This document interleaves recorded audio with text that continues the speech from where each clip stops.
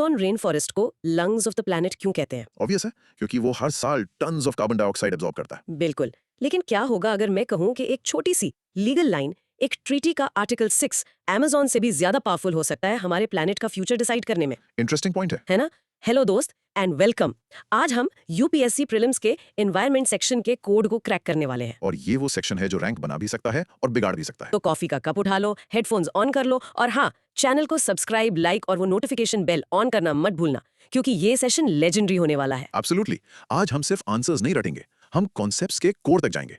We will unpack everything. तो आज का लर्निंग मैप क्या है? आज के सफर में हम 33 क्वेश्चंस को डिकोड करेंगे। हम बात करेंगे इंटरनेशनल क्लाइमेट कॉन्फ्रेंसेस जैसे COP28 और पेरिस एग्रीमेंट की, ओके। इंडिया के क्रूशियल एनवायरमेंटल लॉज जैसे वाइल्ड लाइफ प्रोटेक्शन एक्ट की, इंपॉर्टेंट बॉडीज जैसे NGT और CPCB और बायोडाइवर्सिटी हॉटस्पॉट्स की। मतलब एनवायरनमेंट प्रेप के लिए एक कंप्लीट वर्कआउट। एग्जैक्टली।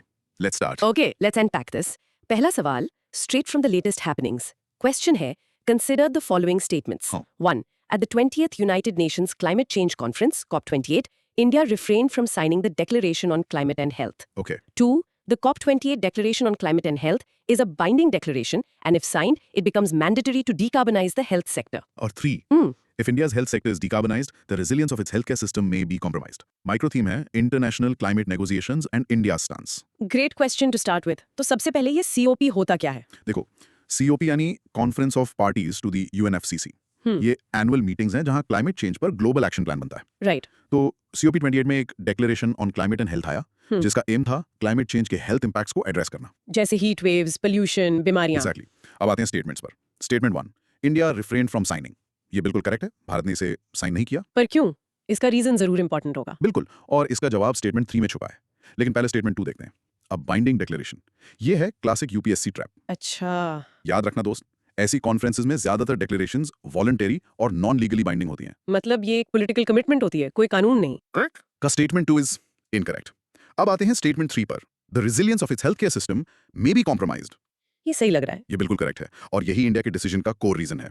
इंडिया का आर्गुमेंट था कि हेल्थ सेक्टर को डीकार्बनाइज करने के लिए स्पेशली डेवलपिंग कंट्रीज में बहुत ज्यादा रिसोर्सेज और टेक्नोलॉजी चाहिए। सही बात है। अभी हमारे रिमोट एरियाज में रिलायबल इलेक्ट्रिसिटी तक एक चैलेंज है। एग्जैक्टली। वैक्सीन्स को कूल रखने के लिए, एसेंशियल हेल्थ केयर के लिए अचानक से पूरी तरह डीकार्बनाइज करना प्रैक्टिकल नहीं है। सिस्टम की रेजिलियंस कॉम्प्रोमाइज हो जाएगी। तो मेमोरी हैक क्या होगा इसका? इमेजिन करो एक डॉक्टर को एक रिमोट गांव में, उसके लिए वैक्सीन को कूल रखना ज्यादा इंपॉर्टेंट है या उस फ्रिज के कार्बन फुटप्रिंट की चिंता करना? Practicality first. That's India stand. Practicality over paper promises. Statement I. Article 6 of the Paris Agreement on climate change is frequently discussed in global discussions on sustainable development and climate change. Or Statement 2. Article 6 of the Paris Agreement on climate change sets out the principles of carbon markets. Micro theme. Key provisions of international climate agreements. Article 6 ये बहुत important है। देखो, Paris agreement का main goal है global temperature rise को 2 degree Celsius से नीचे रखना, प्रेफरेबली 1.5 डिग्रीज। राइट। इसके लिए सब देश अपने NDCs मतलब नेशनली डिटरमिन्ड कंट्रीब्यूशंस सेट करते हैं। करेक्ट। तो आर्टिकल 6 क्या है?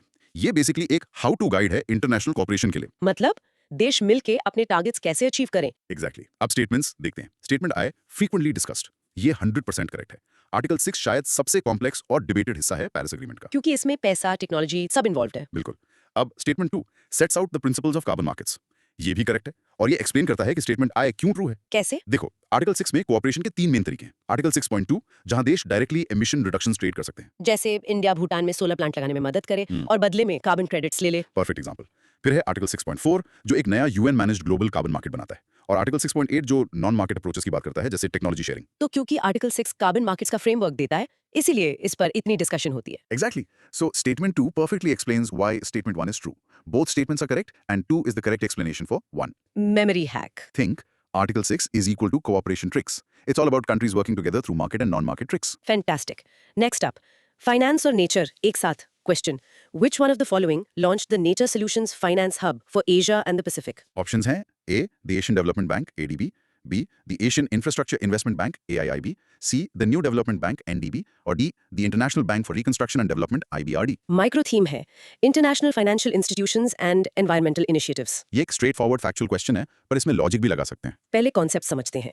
ये नेचर सोल्यूशंस फाइनेंस हब क्या चीज है? बेसिकली ये एक इनिशिएटिव है जो इन्वेस्टमेंट्स को नेचर बेस्ड सॉल्यूशंस में चैनल करता है।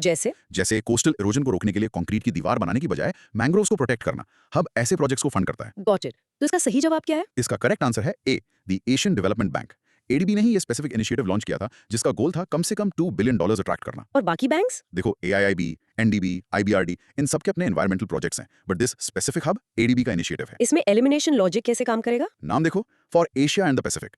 ऑप्शंस में से कौन सा बैंक स्पेसिफिकली इस रीजन के लिए है? Asian development Bank. राइट, तो प्रोबेबिलिटी बढ़ जाती है कि यही सही आंसर होगा। बढ़िया। Memory hack, Asia Pacific nature, कौन करेगा fund? Of course the Asian development Bank. नाम को बैंक से कनेक्ट कर लो। Next question, lodges that heal nature sounds amazing. Question है, which organization has enacted the Nature Restoration Law NRL to tackle climate change and biodiversity loss? Options है A the European Union, B the World Bank, C the Organization for Economic Cooperation and Development and D the Food and Agricultural Organization. Micro theme, regional environmental legislations. The Nature Restoration Law एक landmark legislation है। ये सिर्फ एक guideline नहीं, legally binding law है। मतलब इसे मानना कंपलसरी है फॉर मेंबर्स। एग्जैक्टली तो इसका करेक्ट आंसर है A the European Union। ये EU के ग्रीन डील का एक की पार्ट है। अच्छा, तो ये बाइंडिंग टारगेट सेट करता है। हाँ, जैसे 2030 तक EU के 20% लैंड एंड सी एरियाज को रिस्टोर करना मैंडेटरी है। इसमें एलिमिनेशन लॉजिक कैसे लगेगा? कीवर्ड देखो, लॉ, वर्ल्ड बैंक, OECD या FAO, ये ग्लोबल ऑर्गेनाइजेशंस हैं। ये पॉलिसीज रेकमेंड कर सकते हैं पर लीगली बाइंडिंग लॉ पास नहीं कर सकते।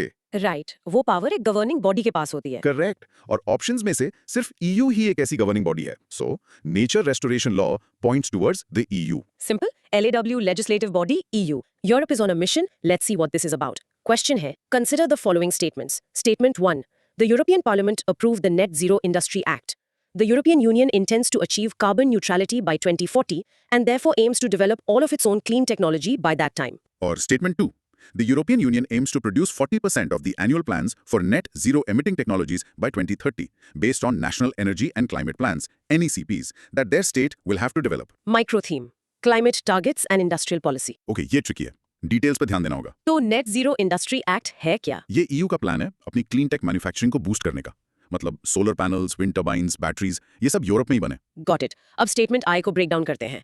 EP approved net zero industry act, ये सही है? हाँ, ये पार्ट करेक्ट है, लेकिन दूसरा पार्ट देखो, EU intends to achieve carbon neutrality by 2040. ये गलत है, टारगेट तो 2050 है। Exactly, पकड़ लिया। The target here is 2050, not 40. A small detail, but यही UPSC का खेल है। तो statement I is incorrect. Okay, and statement 2? Statement 2 is correct. ये एक्ट 2030 तक 40% clean tech needs domestic production से पूरी करने का टारगेट रखता है। मतलब सेल्फ रिलायंस के लिए? बिल्कुल, ये EU का जवाब है USA के इन्फ्लेशन रिडक्शन एक्ट और चाइना के क्लीन टेक डोमिनेंस को। तो मेमोरी हैक क्या है? रिमेंबर 50-50। EU का क्लाइमेट न्यूट्रलिटी टारगेट है bye 2050, not 40। Toilets making it to the UPSC exam. This is serious business. Question. Consider the following statements regarding World Toilet Organization. 1. It is one of the agencies of the United Nations. 2. World Toilet Summit, World Toilet Day, and World Toilet College are the initiatives of this organization. And 3. The main focus of its function is to grant funds to the least developed countries. Micro theme, international non-governmental organizations। World Toilet Organization इसकी nature क्या है? ये एक global non profit organisation है, मतलब NGO, UN agency नहीं। अच्छा, तो statement 1 is incorrect. Correct. It was founded in 2001. Now statement 2. World Toilet Summit, Day, College. ये बिल्कुल करेक्ट है। ये इसके फ्लैगशिप इनिशिएटिव्स हैं अवेयरनेस बढ़ाने के लिए। Okay. And statement 3? To grant funds. ये इनकरेक्ट है। WTO प्राइमरीली एक एडवोकेसी और नॉलेज शेयरिंग ऑर्गेनाइजेशन है। ये फंड्स ग्रांट नहीं करती। वो काम डेवलपमेंट बैंक्स या यूनिसेफ जैसी बॉडीज का है। So only statement 2 is correct. Yes. इसका memory hack? Remember the other WTO. एक है वर्ल्ड ट्रेड ऑर्गेनाइजेशन जो एक ह्यूज इंटरगवर्नमेंटल बॉडी है और ये है वर्ल्ड टॉयलेट ऑर्गेनाइजेशन जो एक फोकस्ड नॉन प्रॉफिट है। दोनों को कंफ्यूज मत करना। Sounds like a team of environmental superheroes. Question. Invasive species specialist group that develops global invasive species database belongs to which one of the following organizations? Options है? A. The International Union for Conservation of Nature. B. The United Nations Environment Programme. C. The United Nations World Commission for Environment and Development. Or D. The Worldwide Fund for Nature. Micro theme, conservation bodies and their specialist groups. Invasive alien species biodiversity के लिए एक बहुत बड़ा खतरा है। जैसे India में lantana या वाटर हायासिंथ? Exactly. तो ये जो ISSG है, ये इसी इशू पर साइंटिफिक और पॉलिसी एक्सपर्ट्स का एक ग्लोबल नेटवर्क है। और ये किस ऑर्गेनाइजेशन का पार्ट है? ये पार्ट है the international union for conservation of nature, IUCN। अच्छा, IUCN जो red list of threatened species के लिए फेमस है। हाँ, वही। IUCN दुनिया का सबसे बड़ा ग्लोबल एनवायरमेंटल नेटवर्क है। इसके अंदर कई स्पेशलिस्ट कमीशंस और ग्रुप्स हैं और ISSG उनमें से एक है। बाकी ऑप्शंस क्यों गलत है? देखो, UNEP एक UN एजेंसी है जो एक्टिविटीज कोऑर्डिनेट करती है। WWF एक NGO है जो ऑन द ग्राउंड कंजर्वेशन करती है और UNWCED ब्रुंटलैंड रिपोर्ट के लिए फेमस थी। Got it. Memory hack, IUCN को कंजर्वेशन नॉलेज का बिग बॉस समझो। रेड लिस्ट, स्पेशलिस्ट ग्रुप्स सब IUCN के अम्ब्रेला के नीचे है। Think IUCN equals information union for conservation. So, who's tracking the promises made by countries on climate change? Question. climate action tracker, which monitors the emission reduction pledges of different countries, is? Options: A. Database created by coalition of research organizations. B. Wing of International Panel of Climate Change. C. Committee under United Nations Framework Convention on Climate Change. या D. Agency promoted and financed by United Nations Environment Program and World Bank. Micro theme: climate change monitoring and accountability. Climate Action Tracker (CAT) देशों की climate policies का एक report card है. अच्छा, ये check करता है कि उनके एक्शंस पेरिस एग्रीमेंट गोल्स को मीट करने के लिए काफी है या नहीं? Exactly. और ये एक इंडिपेंडेंट साइंटिफिक एनालिसिस है. So option A is correct. मतलब ये यूएन का पार्ट नहीं है? नहीं, इसे 2 रिसर्च ऑर्गेनाइजेशंस ने बनाया है, climate analytics and new climate institute. ये आईपीसीसी, यूएनएफसीसी या किसी भी और यूएन बॉडी का पार्ट नहीं है. और इसकी इंडिपेंडेंसी इसकी स्ट्रेंथ है? बिल्कुल, it provides a non biased view. Memory hack: ये एक ट्रैकर है जिसे रिसर्चर्स चलाते हैं, यूएन की कमिटीज या पैनल्स नहीं. The name itself gives a clue. Action tracker, not action committee. It tracks and analyses. Corporate stepping up for climate action. Let's examine this. ये एक लंबा क्वेश्चन है. Consider the following statements. 1. The Climate Group is an international non-profit organization that drives climate action by building large networks and runs them. 2. The International Energy Agency, in partnership with the Climate Group, launched a global initiative, EP100. 3. EP100 brings together leading companies committed to driving innovation in energy efficiency. 4. Some Indian companies are members of EP100. 5. The International Energy Agency is the secretariat to the Under 2 coalition. Micro theme: corporate climate initiatives. ये multi-statement question है, so we need to be careful. Statement 1. The Climate Group is an international non-profit. This is correct. ये businesses और governments के साथ काम करने वाला एक key player है. Statement 2. IEA, in partnership with the Climate Group, launched EP100. This is incorrect. EP100 is an initiative of the Climate Group alone. IEA के साथ partnership में नहीं. अच्छा, और EP100 का मतलब क्या है? EP stands for electroproductivity. The goal is to do more with less energy. So, statement 3 is correct. Statement 4. Some Indian companies are members. This is correct. Major Indian companies इसका part है. And finally, Statement 5. IEA is the secretariat to the Under 2 coalition. This is also incorrect. Under 2 coalition का secretariat भी the climate group है. IEA नहीं. तो statements 1, 3 and 4 correct है. Yes. Memory hack. Remember, the climate group is the network builder. It runs EP100, RE100 and EV100 and is also the secretariat for the Under 2 coalition. It's the central node in all these statements. Another one on sanitation. Clearly a very important theme. Question. Consider the following statements. 1. The India Sanitation Coalition is a platform to promote sustainable sanitation and is funded by the Government of India and the World Health Organization. 2. The National Institute of Urban Affairs is an apex body of the Ministry of Housing and Urban Affairs and provides innovative solutions. Micro theme. National bodies and coalitions for urban development. तो statement 1 के बारे में बताइए. IESC, funded by government and WHO, ये incorrect है. India sanitation coalition को FICCI यानी federation of Indian chambers of commerce and industry ने लॉन्च किया था. अच्छा, तो ये इंडस्ट्री लेड है. Yes, it's a multi stakeholder platform, पर गवर्नमेंट एंड WHO इसके प्राइमरी फंडर नहीं है. And statement 2. National Institute of Urban Affairs is an apex body of the Ministry of Housing and Urban Affairs. This is correct. NIUA MoHUA के under एक central research and training institute है. So only statement 2 is correct. Right. Memory hack. Coalition में industry भी होती है, तो FICCI makes sense.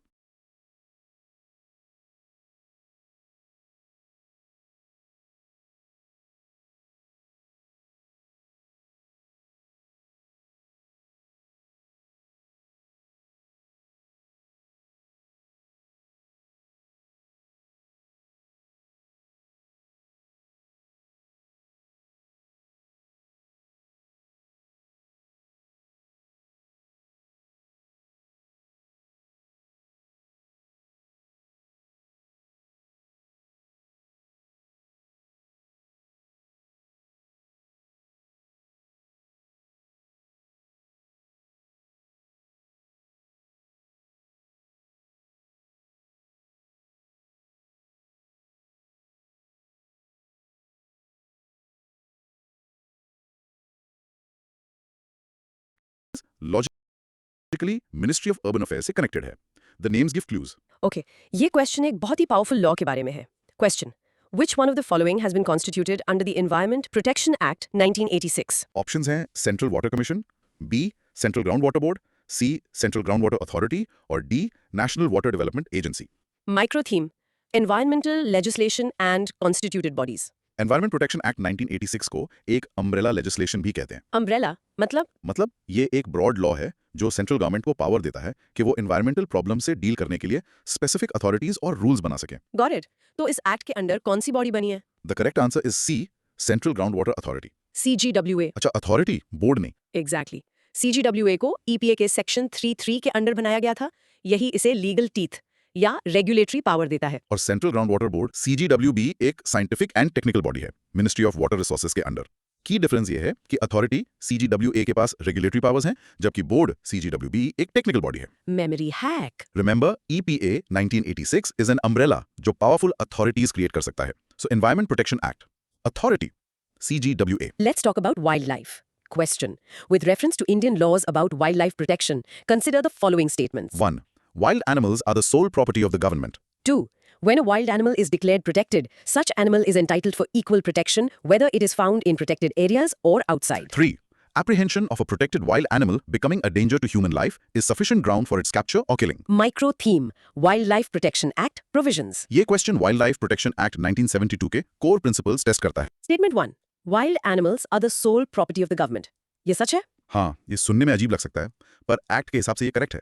इसी से सरकार को उन्हें प्रोटेक्ट करने का लीगल राइट मिलता है। Okay. Statement 2. Equal protection whether in protected areas or outside. ये भी करेक्ट है। एक शेड्यूल 1 एनिमल जैसे टाइगर को सेम लेवल ऑफ प्रोटेक्शन मिलती है, चाहे वो टाइगर रिजर्व के अंदर हो या गांव में आ गया हो। Right.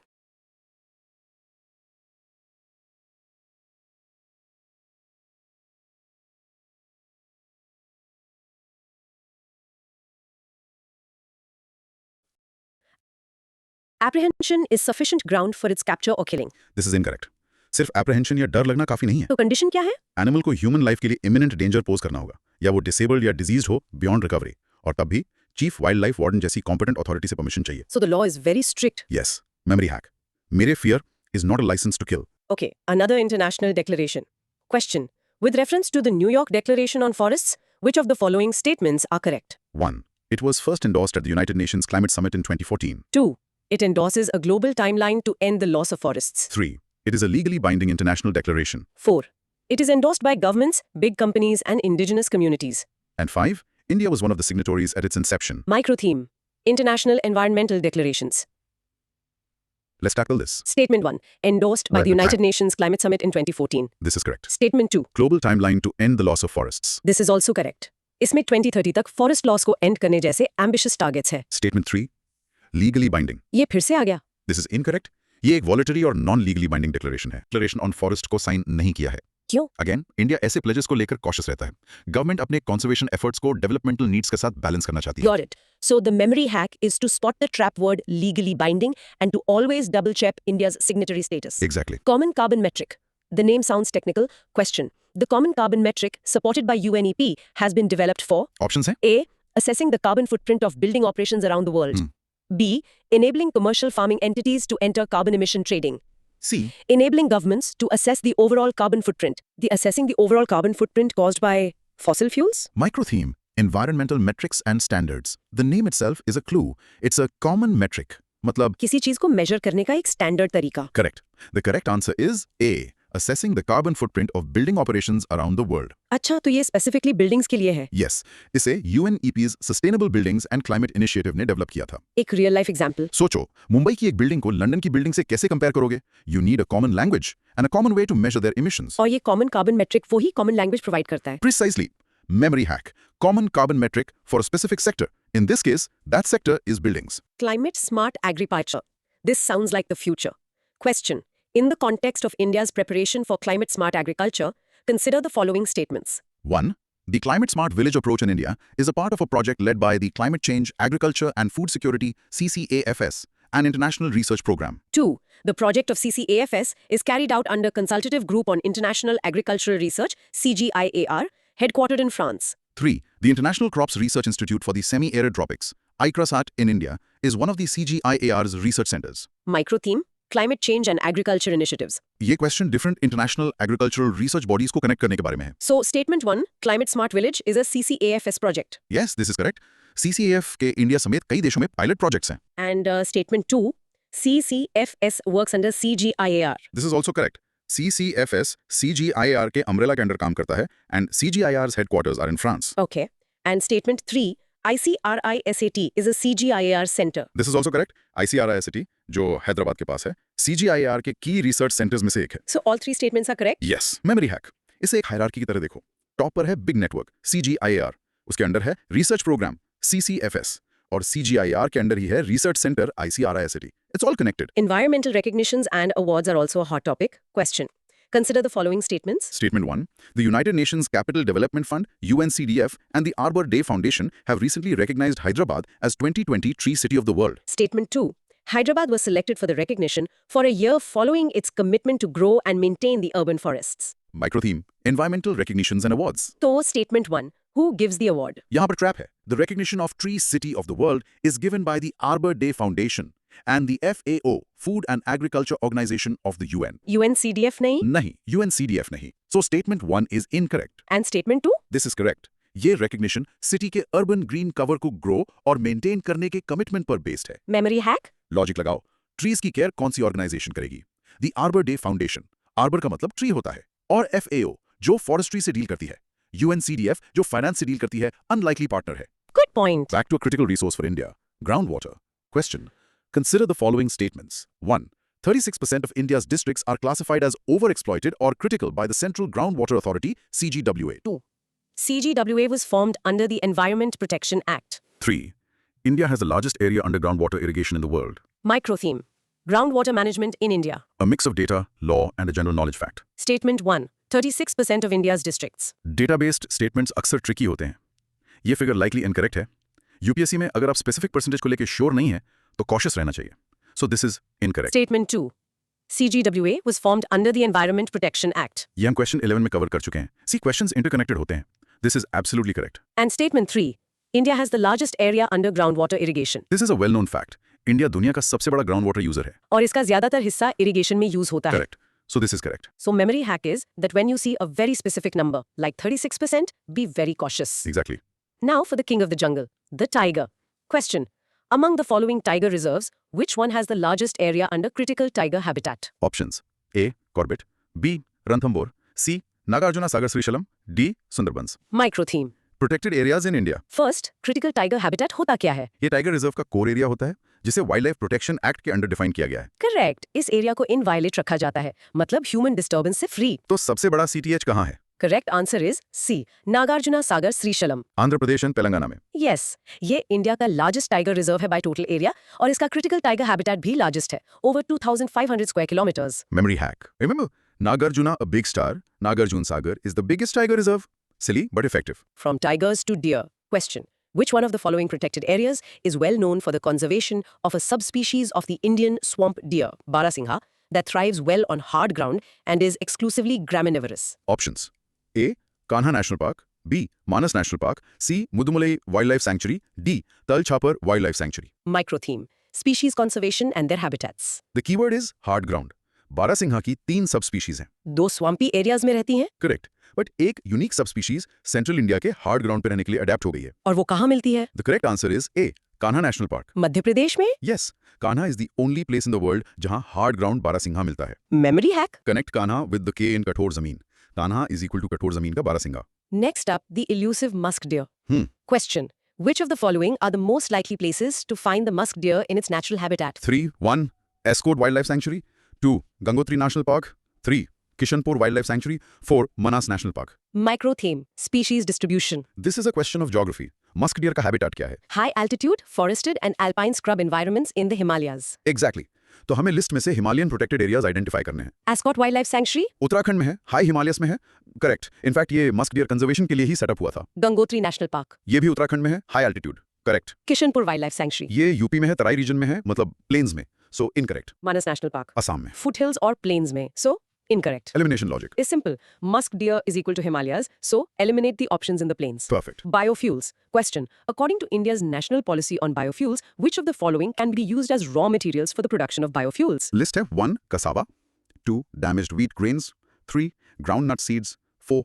horse gram. 5. rotten potatoes. 6. sugar beet. Microtheme. National policies and biofuels. The national policy on biofuels अब wider variety of raw materials allow करती है ethanol production के लिए. Focuses on using surplus or waste products. Correct. तो policy के हिसाब से cassava 1, damaged wheat grains 2, rotten potatoes 5 and sugar beet 6 allowed है. And groundnut seeds 3 and horse gram 4. ये allowed नहीं है. Policy edible oil seeds और pulses को exclude करती है because they are crucial for food security. So the core principle is use surplus, waste or non-food stuff. Exactly. Do not divert primary food items. That's the memory hack. Compensatory afforestation. Let's look at the law behind it. Question. As per the law, the Compensatory Afforestation Fund Management and Planning Authority exists at both national and state levels. And people's participation is mandatory in the compensatory afforestation programs carried out under the Compensatory Afforestation Fund Act 2016. Micro theme, environmental legislation, CAMPA. So, Statement 1, CAMPA exists at both national and state levels. This is correct. CAMPA Act 2016, National Fund और State Funds दोनों establish करता है. And Statement 2, people's participation is mandatory. फिर से वो trap word, mandatory. This is incorrect. अच्छा, तो ये encouraged है, mandatory नहीं. Correct. Act local communities के participation को encourage करता है, पर legally mandatory नहीं बनाता. Memory hack. Be very, very careful with extreme words like mandatory, all, only, never. ये UPSC का common tactic है. Time for some geography. Question. Which of the following are in Agastyamalai Biosphere Reserve? Option A, Neyar, Pepara and Shendurni Wildlife Sanctuaries and Kaleklad Mundantharai Tiger Reserve. Option B, Mudumalai, Satyamangalam, and Wayanad Wildlife Sanctuaries and Silent Valley National Park. Micro theme, biosphere reserves and their components. ये pure mapping and factual knowledge का question है. Yes, a biosphere reserve is a large area जिसमें multiple national parks, wildlife sanctuaries, etc. होते हैं. तो correct answer क्या है? Option A is the correct answer. Agastyamalai Biosphere Reserve Southern Western Ghats में है, केरला और तमिलनाडु में. और उसमें ये सब आते हैं नेयार, पेपरा, शंदूरनी एंड कालाकाड मुंदनथुराई. Yes, और ऑप्शन बी के protected areas. Mudumalai, Wayanad, silent valley ये सब नीलगिरी बायोस्फीयर रिजर्व का पार्ट है, अगस्त्यमलाई का नहीं. Memory hack is simple, study maps. Exactly. Visualize it. Another geography-based question. Which park is completely in a specific climate zone? Question. Which one of the following national parks lies completely in the temperate alpine zone? Options A. Manas National Park, B. Namdapha National Park, C. Neora Valley National Park, D. Valley of Flowers National Park. Keyword here is completely. Yes. Temperate alpine zone high altitude environment होता है, typically above the tree line. So, correct answer? Valley of Flowers National Park. ये उत्तराखंड में high altitude पर है and it's a classic example of an alpine meadow. And Namdapha. Namdapha में incredible altitudinal range है, tropical से लेके alpine तक. So it is not completely in the alpine zone. Got it. And the name Valley of Flowers itself is a clue. It is. It evokes an image of high altitude alpine meadows. Let's talk about wetlands. Question. Consider the following statements. 1. Under Ramsar Convention, it is mandatory on the part of the Government of India to protect and conserve all the wetlands in the territory of India. 2. The Wetlands Conservation and Management Rules 2010 was framed by the Government of India based on the recommendation of Ramsar Convention. 3. The Wetlands Rules 2010 also encompasses the drainage area or catchment regions of the wetlands. Microtheme. Wetland conservation. Let's check Statement 1. Mandatory to protect and conserve all the wetlands. Another extreme word.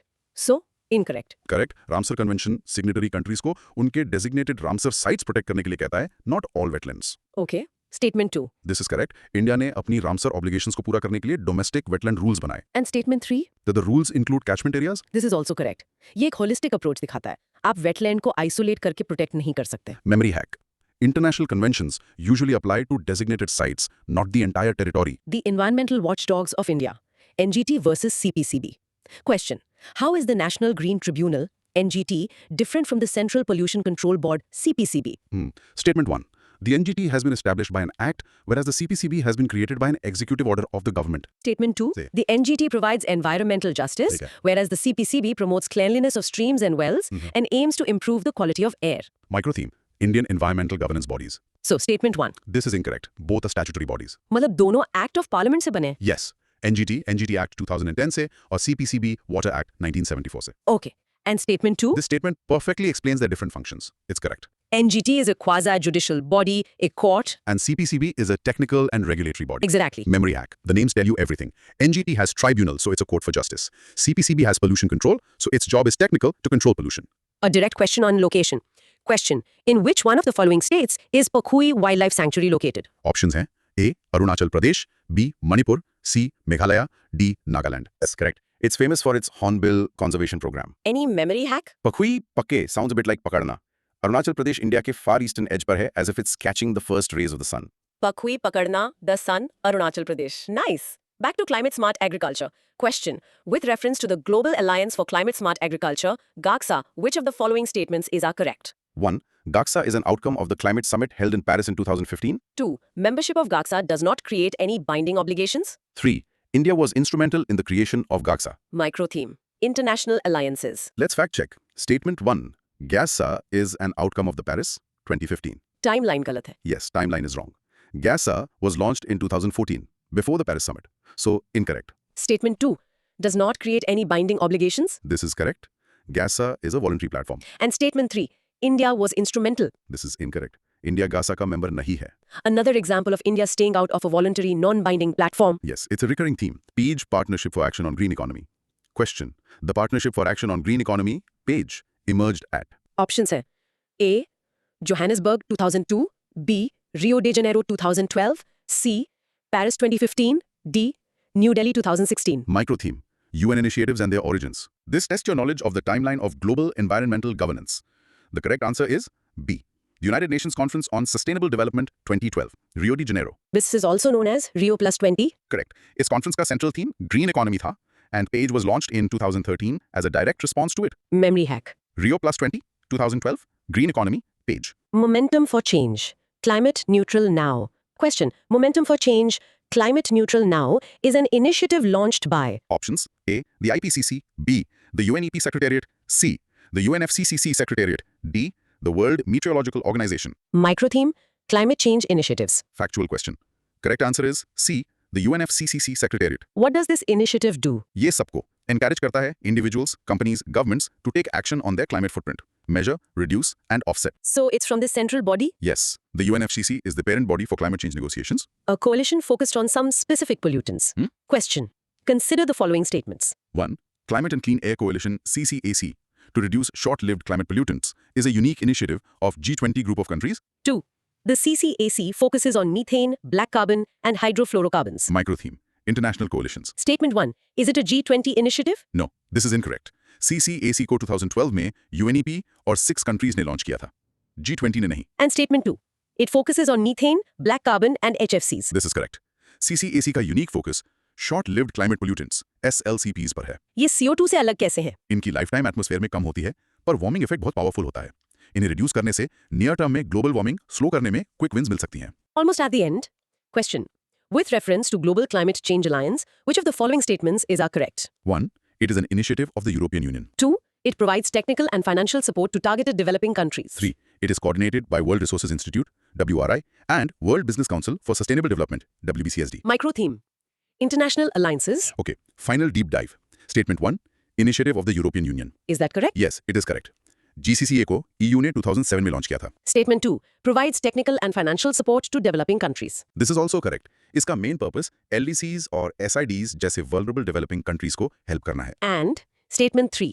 Coordinated by WRI and WBCSD. This is incorrect. Since it is an EU initiative, इसे European Commission EC coordinate करती है, NGOs नहीं. Memory hack. GCCA, European Union Initiative, coordinated by European Commission. It all stays within the EU family. And our final question, a look back at the historic Paris Agreement. Question. With reference to the agreement at the UNFCCC meeting in Paris in 2015, which of the following statements is correct? 1. The agreement was signed by all the member countries of the UN, and it will go into effect in 2017. 2. The agreement aims to limit the increase in global average temperature to well below 2 degrees Celsius and to pursue efforts to limit to 1.5 degrees Celsius. 3. Developed countries committed to donate $1,000 billion a year from 2020. Microtheme. Core principles of the Paris Agreement. A great question to end with. Statement 1.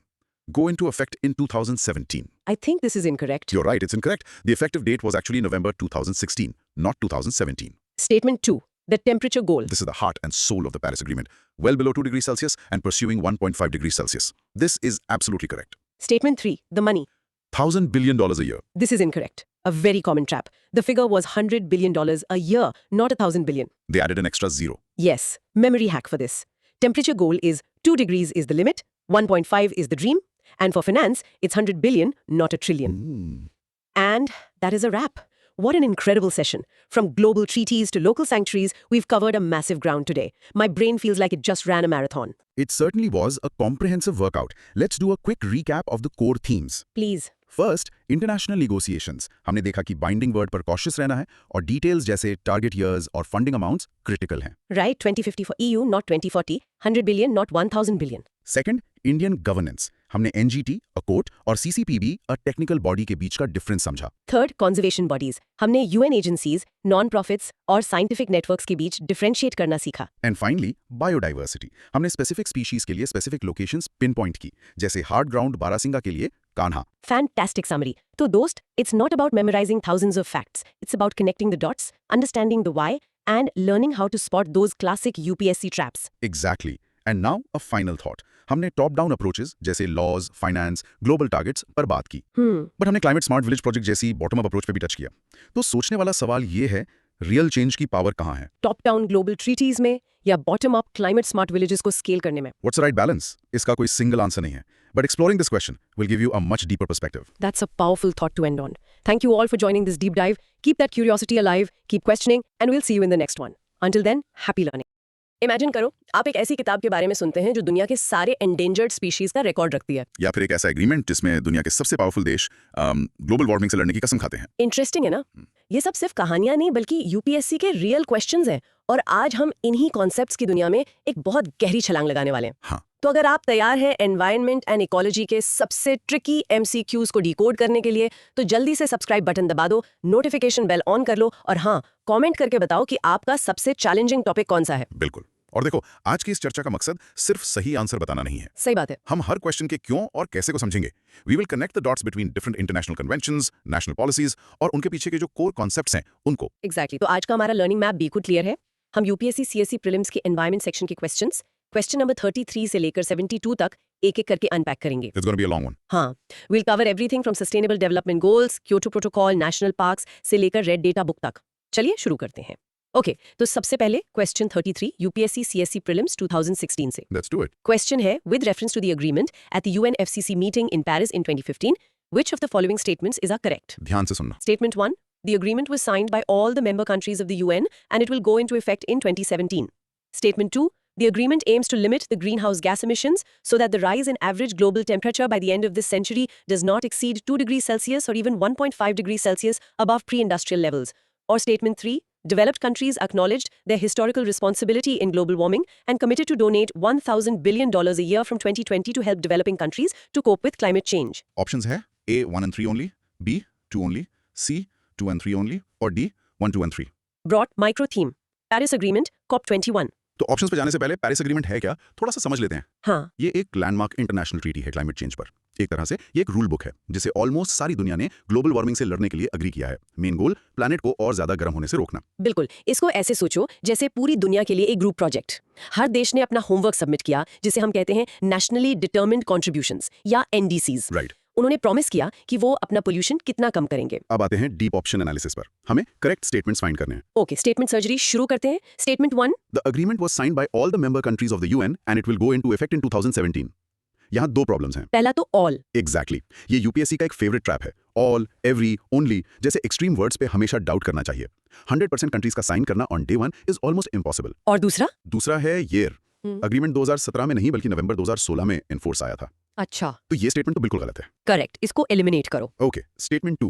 The agreement aims to limit the greenhouse gas emissions so that the rise in average global temperature does not exceed 2 degrees Celsius or even 1.5 degrees Celsius above pre-industrial levels. ये है Paris agreement का core. इसकी आत्मा है। ये statement. हाँ, ये दो नंबर्स 2 डिग्री सेल्सियस और 1.5 डिग्री सेल्सियस ये सबसे इंपॉर्टेंट है। बिल्कुल। This is the central pledge. ये स्टेटमेंट 100% सही है। ठीक है, now statement 3. Developed countries committed to donate $1,000 billion a year from 2020. यहाँ पे है नंबर ट्रैप। यूपीएससी को जीरोस के साथ खेलना बहुत पसंद है। Right. The actual pledged amount was $100 billion a year, not $1,000 billion. Oh, सिर्फ एक जीरो का फर्क। हाँ, और उस एक जीरो से पूरा स्टेटमेंट गलत हो गया। बाय द वे, ये 100 बिलियन का फिगर भी हमेशा से एक पॉइंट ऑफ कंटेंशन रहा है। डेवलपिंग कंट्रीज कहते हैं इतना काफी नहीं है। सही है। तो अब आते हैं एलिमिनेशन लॉजिक पे। स्टेटमेंट 1 गलत है तो ऑप्शंस ए और डी गए। राइट। स्टेटमेंट 3 भी गलत है तो ऑप्शन सी भी गया। तो बचा क्या? सिर्फ ऑप्शन बी। देखा, अगर आपको सिर्फ अमाउंट पता होता तो भी ये क्वेश्चन सॉल्व हो जाता। बिल्कुल। मेमोरी हैक याद रखो, P for Paris, P for pledge. Pledge क्या है? 2 डिग्री सेल्सियस और 1.5 डिग्री सेल्सियस का टारगेट। और पैसे सिर्फ 100 बिलियन, 1000 ने। इतना पैसा नहीं देते दोस्त। सही है। Mini recap. तो in short statement 2 core truth है, बाकी 1 और 3 ट्रैप्स हैं with incorrect facts. Correct answer is B. अब एक सेकंड के लिए सोचो, what were those 2 magic temperature numbers? चलो, next question, question 34. Consider the following statements. 1. The Sustainable Development Goals were first proposed in 1972 by a global think tank called the Club of Rome. 2. The Sustainable Development Goals have to be achieved by 2030. Which of the statements given above are correct? Broad micro theme, sustainable development goals यानी SDGs। पहले ये SDGs हैं क्या? Basically ये 17 global goals का एक set है, एक to do list to make the world a better place. जैसे पॉवर्टी खत्म करना, zero hunger, quality education, gender equality, climate action etcetera. ये मिलेनियम डेवलपमेंट गोल्स यानी MDGs के बाद आए। बिल्कुल। और इंडिया का स्वच्छ भारत अभियान वो SDG 6 से डायरेक्टली लिंक्ड है, clean water and sanitation. Correct. अब आते हैं ऑप्शन एनालिसिस पे।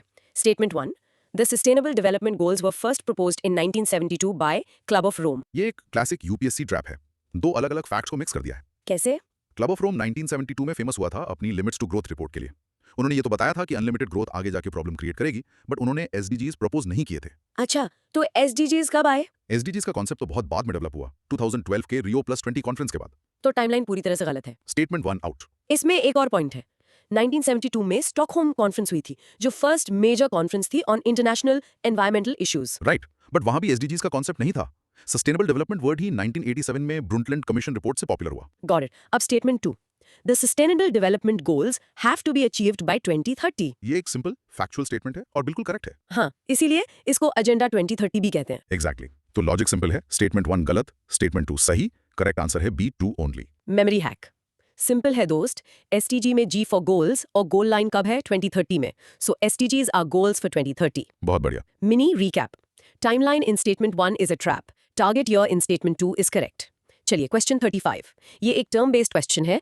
The term intended nationally determined contributions is sometimes seen in the news in the context of. Options हैं ए pledges by European countries for refugees, B plan of action outlined by the countries of the world to combat climate change, C capital contributed for AIIB, and D World Sustainable Development Goals. Broad micro theme, indices and climate change. पहले इस term को तोड़ते हैं।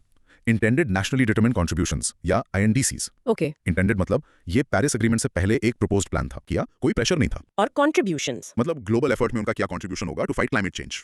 अच्छा, तो basically Paris agreement के final exam से पहले ये हर देश का होमवर्क सबमिशन था। Perfect analogy. और एग्रीमेंट के बाद ये इंटेंडेड हट के और सिर्फ NDCs बन गए। ऑप्शन सर्जरी करते हैं। ऑप्शन ए रेफ्यूजीज, ये तो ह्यूमैनिटेरियन इशू है, इरेलेवेंट। ऑप्शन सी AIIB, ये एक बैंक है, not directly related to climate plans. और D world sustainable development goals. ये क्लेवर ट्रैप है।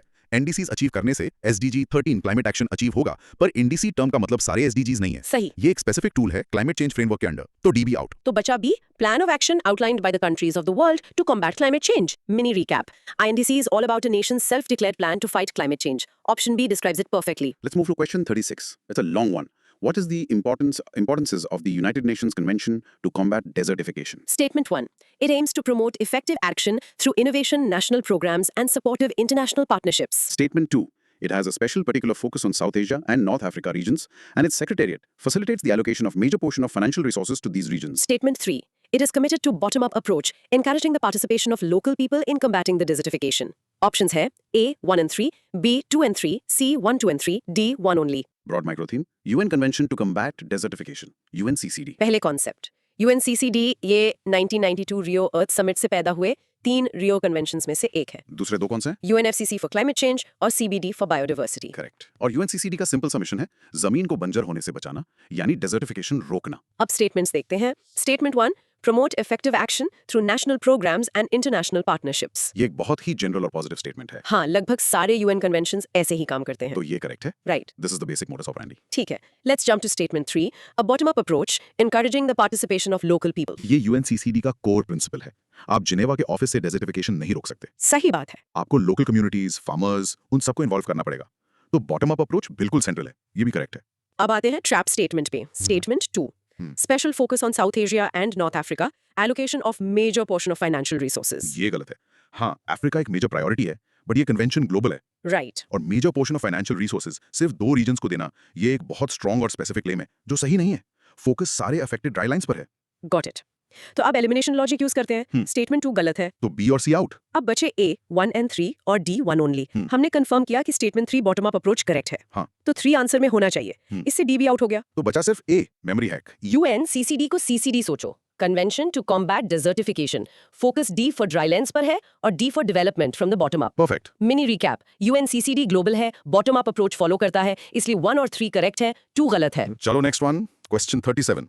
The FAO accords the status of globally important agricultural heritage systems GIAHS to traditional agricultural systems. What is the overall goal of this initiative? Statements है 1, to provide modern technology, training in modern farming methods, and financial support to greatly enhance their agricultural productivity. 2, to identify and safeguard eco-friendly traditional farm practices and their associated landscapes, agricultural biodiversity, and knowledge systems. 3, to provide geographical indication status to all the varieties of agricultural produce. Options हैं A 1 and 3, B 2 only, C 2 and 3, D 1, 2 and 3. Broad micro theme. Globally important agricultural heritage systems. इसमें keyword है heritage. ये initiative food and agricultural organisation FAO का है। और इसका focus modern tech से yield बढ़ाना नहीं है। बिल्कुल नहीं, इसका फोकस है traditional time tested farming systems को रिकॉग्नाइज और प्रोटेक्ट करना जो नेचर के साथ हार्मनी में है। Like a UNESCO world heritage site for agriculture. Exactly जैसे इंडिया में केरला का Kuttanad below sea level farming system, वो एक GIHS साइट है। सही। अब स्टेटमेंट्स देखते हैं। Statement 1, provide modern technology modern farming methods to greatly enhance productivity.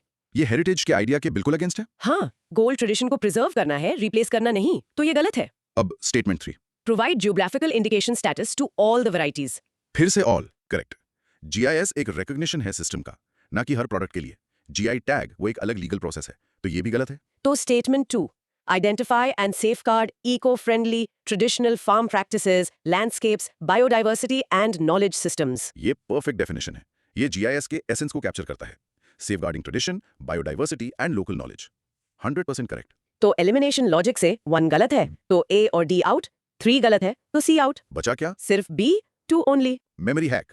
GIS में H पर फोकस करो। H for heritage. गोल है to save the old, the traditional, the heritage. Simple and effective. Mini recap. GIS is about preserving traditional agricultural heritage. Simple.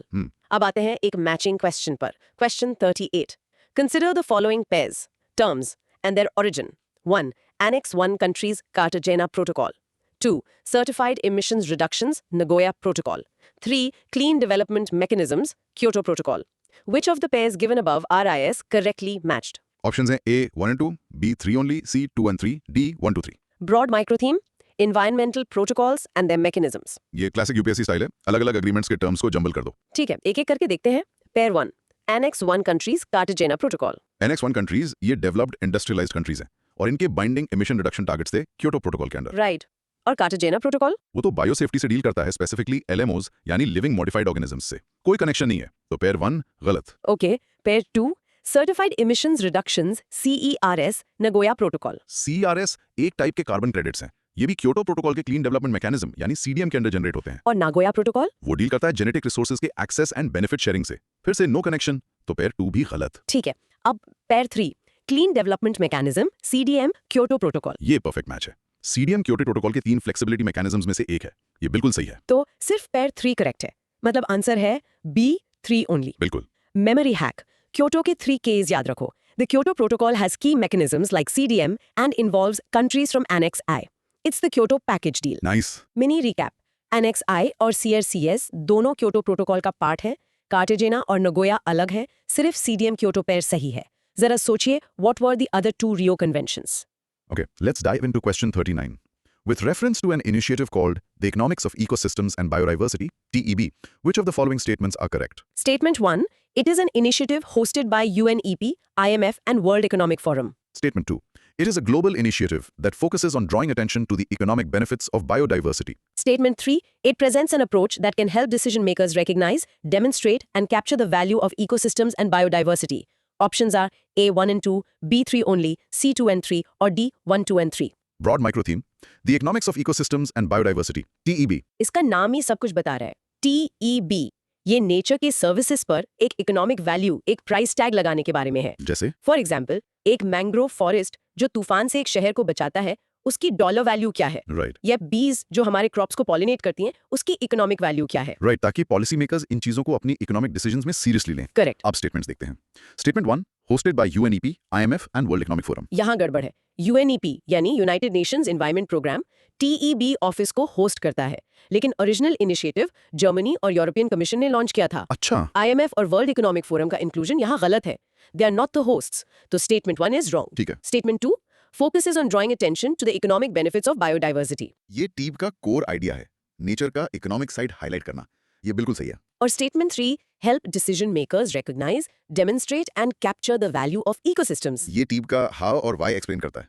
ये policy makers को tools देता है। तो ये भी करेक्ट है. हाँ, this is the mission statement of TEEB. अब एलिमिनेशन लॉजिक. स्टेटमेंट 1 गलत है, तो A और D आउट. राइट। बचे B 3 ओनली और C 2 and 3. दोनों 2 और 3 करेक्ट है, तो बेस्ट आंसर है C. Perfect. Memory hack. TEB में EE है for economics of ecosystems. So it's all about the money, value and economic benefits of nature. Simple and clear. Mini recap. TEB is about putting in economic value on nature. Statements 2 and 3 are correct, but the host organizations in statement 1 are wrong. चलिए आगे बढ़ते हैं. Question 40. Proper design and effective implementation of UN Ready Plus program can significantly contribute to 1. Protection of biodiversity, 2. Resilience of forest ecosystems, and 3. Poverty reduction. Select the correct answer. Options हैं A 1 and 2, B 3 only, C 2 and 3, and D 1, 2 and 3. Broad micro theme, UN Ready Plus program. पहले ये ready plus क्या है? इसका full form है Reducing Emissions from Deforestation and Forest Degradation. मतलब basically developing countries को उनके फॉरेस्ट खड़े रखने के लिए पैसे देना, वो तो क्योंकि बिल्कुल। फॉरेस्ट CO2 अब्सॉर्ब करते हैं. और ये प्लस क्या है? The plus was added later to include conservation, sustainable management of forests, and enhancement of carbon stocks. ठीक है? तो क्वेश्चन इसके को-बेनिफिट्स के बारे में पूछ रहा है. Statement 1, protection of biodiversity. ये तो नो ब्रेनर है. अगर आप फॉरेस्ट बचा रहे हो हाँ. तो आप उसमें रहने वाले हजारों प्लांट्स और एनिमल्स को भी बचा रहे हो. Correct. Statement 2, resilience of forest ecosystems. एक हेल्दी फॉरेस्ट वो ज्यादा स्ट्रांग होता है. Exactly. Climate change, droughts, fires, इन सब शॉक्स के अगेंस्ट वो ज्यादा रेजिलिएंट होता है. Correct. REDD plus sustainable forest management promote करता है. हाँ. तो ये रेजिलियंस बढ़ाता है. Correct. Okay. Statement 3, poverty reduction. दुनिया के बहुत से गरीब लोग फॉरेस्ट के आसपास रहते हैं. उनकी लाइवलीहुड फॉरेस्ट से जुड़ी है. हाँ. तो रेड प्लस से फाइनेंशियल इंसेंटिव्स मिलते हैं. हाँ. ग्रीन जॉब्स क्रिएट हो सकते हैं, जैसे इको टूरिज्म. इससे पॉवर्टी रिड्यूस हो सकती है. ये भी करेक्ट है. मतलब तीनों ही स्टेटमेंट्स करेक्ट हैं. हाँ, ये रेडी प्लस सिर्फ कार्बन के लिए नहीं है. It has a triple benefit. Answer is D 1, 2 and 3. Memory hack. Red plus में जो प्लस है उसको सोचो. It's a plus for biodiversity, a plus for forest health यानी रेजिलियंस, और अ प्लस फॉर द पीपल यानी poverty reduction. It's a win win win. Perfect way to remember it. Mini recap. Red Plus has multiple co-benefits beyond climate change, including biodiversity, resilience, and poverty reduction. All three statements are correct. Let's tackle question 41. What is greenhouse gas protocol? A. It is an international accounting tool for government and business leaders to understand, quantify, and manage greenhouse gas emissions. B. It is an initiative of the United Nations to offer financial incentives to developing countries. C. It is an intergovernmental agreement ratified by all the member countries of the United Nations. अच्छा, It is one of the multilateral Red Plus initiatives hosted by the World Bank. broad micro theme, greenhouse gas protocol. Keywords है greenhouse gas और protocol. यहाँ protocol का मतलब है एक standard set of rules. अच्छा. तो GHG protocol basically greenhouse gas emissions को काउंट करने की रूल बुक है. It's the world's most used accounting standard for emissions. जैसे कंपनीज के लिए फाइनेंशियल अकाउंटिंग स्टैंडर्ड्स होते हैं, वैसे ही ये उनके कार्बन फुटप्रिंट के लिए है. बिल्कुल. एक कंपनी जैसे टाटा या रिलायंस GHG प्रोटोकॉल यूज करके अपनी टोटल एमिशंस कैलकुलेट करेगी. ठीक है, अब ऑप्शंस देखते हैं. Be financial incentives. ये एक फंड जैसा लग रहा है, अकाउंटिंग स्टैंडर्ड नहीं. सी इंटरगवर्नमेंटल अग्रीमेंट. ये एक ट्रीटी जैसी लग रही है, जैसे Kyoto protocol. But GHG protocol एक ट्रीटी नहीं है. राइट. और डी रेड प्लस इनिशिएटिव. ये भी गलत है. The GHG protocol is a partnership between the World Resources Institute WRI or World Business Council for Sustainable Development WBCHD. तो बचा सिर्फ A, an international accounting tool to understand, quantify and manage emissions. This is a perfect definition. सही keywords हैं accounting tool, quantify, manage. Memory hack. याद रखो, a protocol is a procedure. The GHG protocol is the procedure for counting GHGs. It's an accounting book for carbon. Excellent. Mini recap. The GHG protocol is an accounting standard for emissions, not a fund, a treaty, or a Red D Plus initiative. Option A is the correct answer. Question 42, a historical one. With reference to Agenda 21, sometimes seen in the news, consider the following statements. 1. It is a global action plan for sustainable development. 2. It originated in the World Summit on Sustainable Development held in Johannesburg in 2002. Options हैं A 1 only, B 2 only, C both 1 and 2, D neither 1 nor 2. Broad micro theme. Agenda 21. First, Agenda 21 है क्या? ये 21st century के लिए एक comprehensive non binding action plan है. गोल है sustainable development. ठीक है. Statement 1. It is a global action plan for sustainable development. ये तो टेक्स्ट बुक डेफिनेशन है. Agenda for sustainable development. ये 100% करेक्ट है. अब Statement 2. It originated in the summit held in Johannesburg in 2002. यहाँ है टाइमलाइन ट्रैप. बिल्कुल. Agenda 21 1992 earth summit in Rio de Janeiro का मेजर आउटपुट था. और जोहानिसबर्ग 2002 समिट. वो रियो का 10 साल का फॉलोअप था. तो ओरिजिन गलत है. Statement 2 is wrong. तो लॉजिक सिंपल है. 1 सही 2 गलत. आंसर है A 1 only. Correct. Memory hack. Agenda 21 यानी 21st सेंचुरी का प्लान बना था ठीक उससे पहले 1992 के रियो अर्थ समिट में. 2002 के फॉलोअप से कंफ्यूज मत करना. Good one. Mini recap. Agenda 21 is the Sustainable Development Action Plan from the 1992 Rio Earth Summit. Statement 2 का origin गलत है. आगे बढ़ते हैं. Question 43. In the cities of our country, which among the following atmospheric gases are normally considered in calculating the value of air quality index? Gases है 1 carbon dioxide, 2 carbon monoxide, 3 nitrogen dioxide, 4 sulfur dioxide, 5 methane. Options हैं A 1 2 3, B 2 3 4, C 1 4 5, D 1 2 3 4 5. Broad micro theme, Air Quality Index AQI. AQI वो number जो हम news पे देखते हैं green से maroon तक, ये बताता है कि हवा कितनी पोल्यूटेड है. हाँ, और इंडिया का जो नेशनल AQI है वो 8 मेजर पोल्यूटेंट्स पर बेस्ड है। कौन से? PM10, PM2.5, nitrogen dioxide, NO2, sulphur dioxide, SO2, carbon monoxide, CO, ozone, O3, ammonia, NH3 और लेड PB। ओके, अब क्वेश्चन की लिस्ट को इससे मैच करते हैं। 1. कार्बन डाइऑक्साइड CO2 हमारी लिस्ट में है? नहीं, CO2 एक मेजर ग्रीन हाउस गैस है, बट ये डायरेक्ट एयर पोल्यूटेंट नहीं माना जाता AQI के लिए। ये ह्यूमन हेल्थ को डायरेक्टली हार्म नहीं करता एट टिपिकल कॉन्सेंट्रेशंस, तो 1 out. Okay. 5. Methane CH4। Same reason, powerful green house gas but not an AQI pollutant, तो 5 भी आउट। तो अब यूज करते हैं अपनी फेवरेट टेक्निक, एलिमिनेशन लॉजिक। हाँ। अगर 1 आउट है तो A, C और D तीनों गए। वाह। बचा क्या? सिर्फ B, 2, 3 एंड 4। चलो डबल चेक कर लेते हैं। 2. कार्बन मोनोऑक्साइड CO लिस्ट में है। 3. नाइट्रोजन डाइऑक्साइड NO2 लिस्ट में है। 4. सल्फर डाइऑक्साइड SO2 लिस्ट में है। परफेक्ट। मेमोरी हैक, AQI के लिए डायरेक्ट विलेंस के बारे में सोचो, जो सांस लेने पर अभी इसी वक्त आपके लंग्स को हार्म करते हैं, जैसे CO, NO2, SO2। इन्हें क्लाइमेट विलेंस जैसे CO2 और मीथेन से कंफ्यूज मत करो। बहुत अच्छा पॉइंट है। Mini recap, India's AQI includes direct health impacting pollutants but excludes major greenhouse gases like CO2 and methane. चलिए, question 44. Which of the following best describe the aim of Green India mission of the Government of India? Statement 1, incorporating environmental benefits and costs into the union and state budgets. Green accounting. Statement 2. Launching the second green revolution to enhance agricultural output, food security. Statement 3, restoring and enhancing forest cover and responding to climate change by a combination of adaptation and mitigation measures. Question पूछ रहा है best description, Broad micro theme, Green India Mission, GIM, India Mission. मतलब India को और green बनाना। कैसे? Forest से। Correct. अब statements देखते हैं। Statement 1. Green accounting and budgets. ये एक अलग कॉन्सेप्ट है, इंपॉर्टेंट है, पर जिम का प्राइमरी एम नहीं है, सो 1 is out. Statement 2. Second green revolution और agricultural output. ये एग्रीकल्चर मिशन लग रहा है, फॉरेस्ट नहीं। और NAPCC के अंडर एक अलग से national mission for sustainable agriculture है, तो ये भी आउट। तो बचा statement 3. Restoring and enhancing forest cover and responding to climate change. This is the bullseye. Gym का कोर गोल यही है, फॉरेस्ट कवर बढ़ाना। इससे क्लाइमेट चेंज से लड़ने में दो तरह से हेल्प मिलती है। हाँ, मिटिगेशन, क्योंकि फॉरेस्ट CO2 अब्सॉर्ब करते हैं। और एडेप्टेशन, क्योंकि हेल्थी फॉरेस्ट्स इकोसिस्टम्स को रिजिलिएंट बनाते हैं। तो ये परफेक्ट डिस्क्रिप्शन है। आंसर है C3 ओनली। बिल्कुल। मेमोरी हैक, नाम में ही सब है। Green India Mission is equal to making India greener. कैसे? With more forests. Simple connection. Crystal clear. Mini recap, Green India Mission is about increasing forest cover as a climate change strategy. That's it.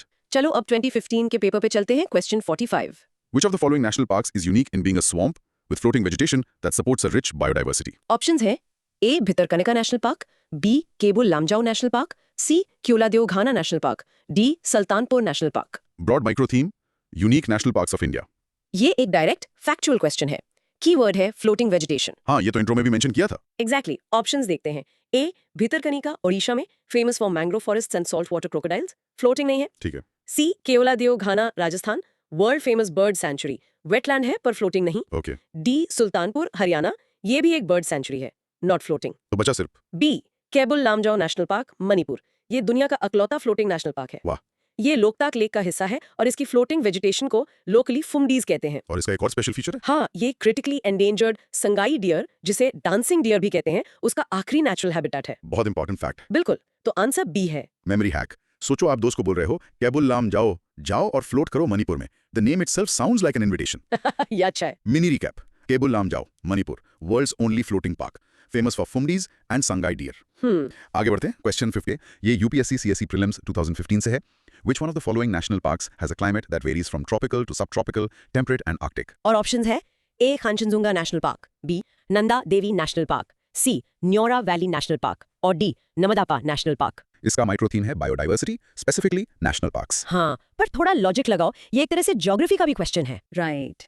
पहले ये समझो कि एक ही park में इतने सारे climate Jones कैसे हो सकते हैं, मतलब ट्रॉपिकल से सीधा आर्कटिक।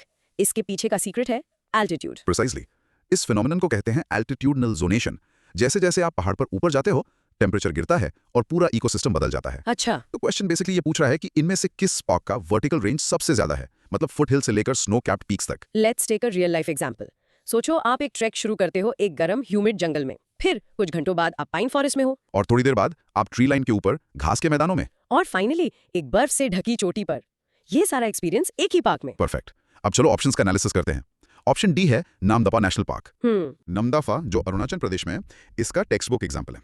इसकी एल्टीट्यूड रेंज 200 मीटर से शुरू होकर 4500 मीटर से भी ऊपर तक जाती है। Wow, that's a huge range. बिल्कुल, इसी वजह से यहाँ ट्रॉपिकल एवरग्रीन फॉरेस्ट से लेकर एल्पाइन मेडोज और परमानेंट स्नो तक सब कुछ मिलता है। तो यही हमारा करेक्ट आंसर है। ओके, तो नामदफा तो क्लियर है, लेकिन क्लैरिटी के लिए बाकी ऑप्शंस को एलिमिनेट करते हैं। खांगशनजुंगा नेशनल पार्क क्यों गलत है? वो भी तो हाई एल्टीट्यूड है। यस, खांगशनजुंगा इन सिक्किम हाई एल्टीट्यूड है, यूनेस्को वर्ल्ड हेरिटेज साइट भी है, बट उसके लोअर एलिवेशंस इतने नीचे नहीं है कि वहाँ ट्रू ट्रॉपिकल क्लाइमेट मिले। वो मोस्टली टेम्परेट से आर्टिक जोन में। Got it. तो वो पूरा स्पेक्ट्रम कवर नहीं करता। एग्जैक्टली। और नंदा देवी नेशनल पार्क का क्या? Same logic I guess. हाँ बिल्कुल, नंदा देवी उत्तराखंड में प्राइमरीली टेम्परेट और अल्पाइन आर्कटिक है, वहाँ ट्रॉपिकल क्लाइमेट नहीं मिलेगा। और option C, Neora valley national park. Neora valley west Bengal में है और वो मोस्टली सब ट्रॉपिकल और टेम्परेट है, वहाँ आर्कटिक जोन वाली हाई पीक्स नहीं है। ठीक है, तो इसको याद कैसे रखें? कोई मेमोरी हैक? इसको ऐसे याद रखो, नमदपा, इसको सोचो नेम डिफरेंट एल्टीट्यूड्स। सिंपल है ना? नमदपा मतलब डिफरेंट एल्टीट्यूड्स मतलब different climates. Cool.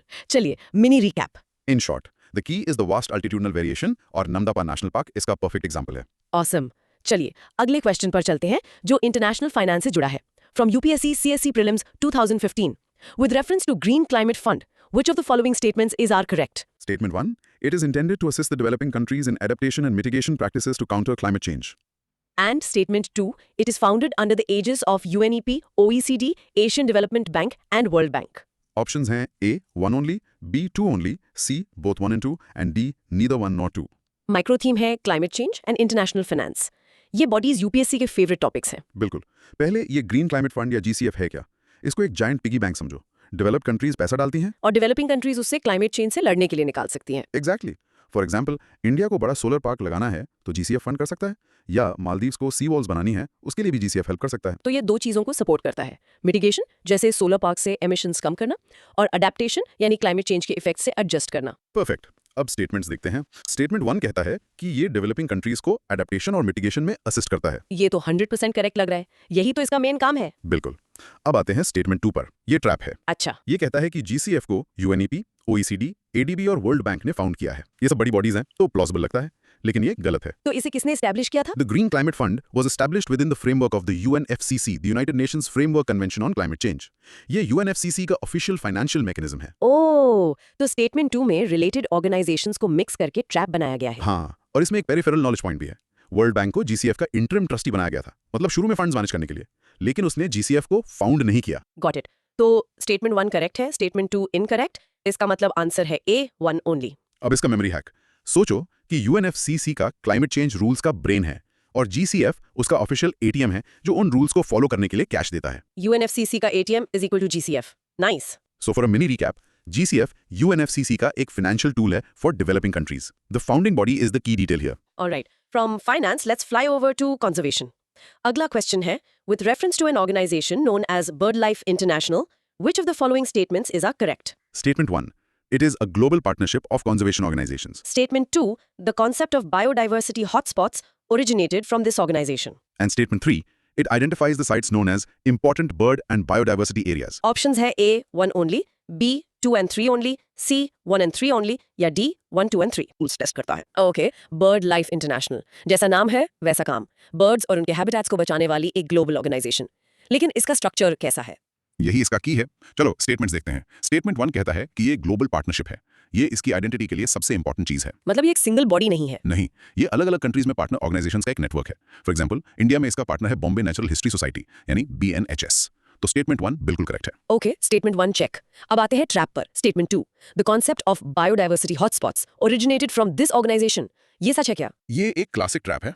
Biodiversity hotspots का कॉन्सेप्ट बहुत इंपॉर्टेंट है, लेकिन ये बर्ड लाइफ इंटरनेशनल से नहीं आया। तो फिर कहां से आया? ये कॉन्सेप्ट एक ब्रिटिश इकोलॉजिस्ट नॉर्मन मायर्स ने 1988 में डेवलप किया था। इसलिए स्टेटमेंट 2 डेफिनेटली इनकरेक्ट है। हाँ, जैसे ही हमें पता चला कि स्टेटमेंट 2 गलत है, हम एलिमिनेशन यूज कर सकते हैं। ऑप्शंस B और D तो गए। एग्जैक्टली। अब हमें सिर्फ A और C में से चूज करना है। चलो स्टेटमेंट 3 चेक करते हैं। स्टेटमेंट 3 कहता है कि bird life international identifies the sites known as important bird and biodiversity areas या IBAs। और ये बिल्कुल करेक्ट है।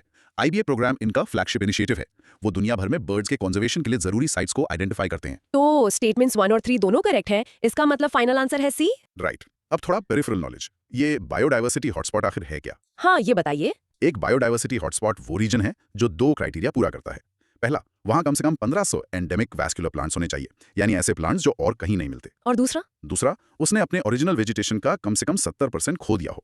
सिंपल शब्दों में, ये वो जगह हैं जो लाइफ से भरपूर हैं, लेकिन खतरे में भी हैं। इंडिया में है ऐसे हॉटस्पॉट्स? हाँ, इंडिया में 4 हैं: the Himalayas, the western Ghats, the Indo Burma region और सुंडालैंड रीजन। Great info. अब इसका मेमोरी हैक? सिंपल है, एक रिज्यूमे की तरह सोचो। बर्ड लाइफ इंटरनेशनल का resume. Job title, global partnership. की अचीवमेंट, इंपॉर्टेंट बर्ड एरियाज यानी IBA लिस्ट बनाई। और नॉर्मन मायर्स का रिज्यूमे? की achievement, biodiversity hotspots concept invent किया। बस इनके रिज्यूमे मिक्स मत करना। पर hit. So mini recap. Bird Life International is a partnership for IBAs and the hotspots concept came from Norman Myers. Clarity इसकी। तो हमने birds के बारे में सीखा, cool ना? अब चलो, from birds to forests. Next question. Biocarbon Fund Initiative for Sustainable Forest Landscapes is managed by the... options है A Asian development bank, B international monetary fund, C united Nations environment programme and D world bank. इसका micro theme है climate finance, जो forest conservation से related है। ये एक factual question है, इसमें या तो आपको पता है या नहीं पता। बायोकार्बन फंड इनिशिएटिव, ये करता क्या है? ऐसा समझो कि ये एक फंड है जो डेवलपिंग कंट्रीज को अपने फॉरेस्ट ना काटने के लिए पे करता है। सही है, मतलब खड़े हुए जंगल की वैल्यू कटे हुए जंगल से ज्यादा बनाना। राइट। और इस बड़े पब्लिक प्राइवेट इनिशिएटिव को मैनेज करने वाली संस्था है तो वर्ल्ड बैंक। बिल्कुल, वर्ल्ड बैंक ऐसे कई बड़े एनवायरमेंटल फंड्स को मैनेज करता है। IMF तो ग्लोबल फाइनेंशियल स्टेबिलिटी देखता है, ADB रीजनल है और UNEP एजेंडा सेट करता है, फंड्स मैनेज नहीं करता। तो आंसर है D, वर्ल्ड बैंक।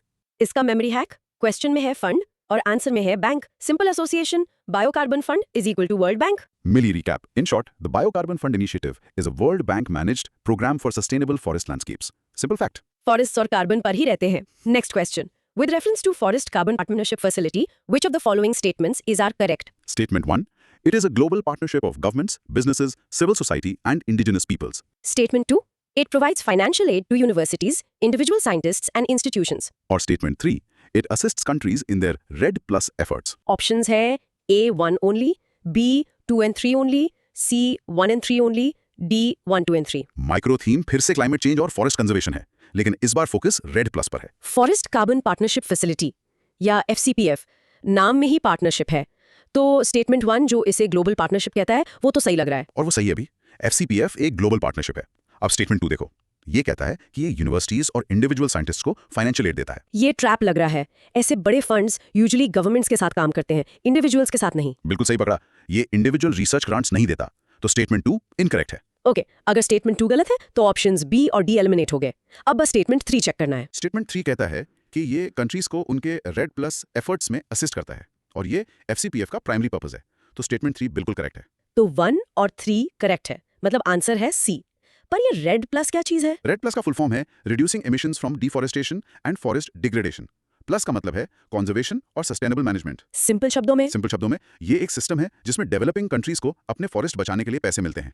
आप पेड़ नहीं काटोगे तो कार्बन पेड़ में ही रहेगा और आपको इंसेंटिव मिलेगा। Memory hack. नाम में ही है फॉरेस्ट कार्बन पार्टनरशिप फैसिलिटी और फॉरेस्ट कार्बन से RED Plus को लिंक करो। Simple. Mini recap. FCPF is a partnership to help countries with RED Plus.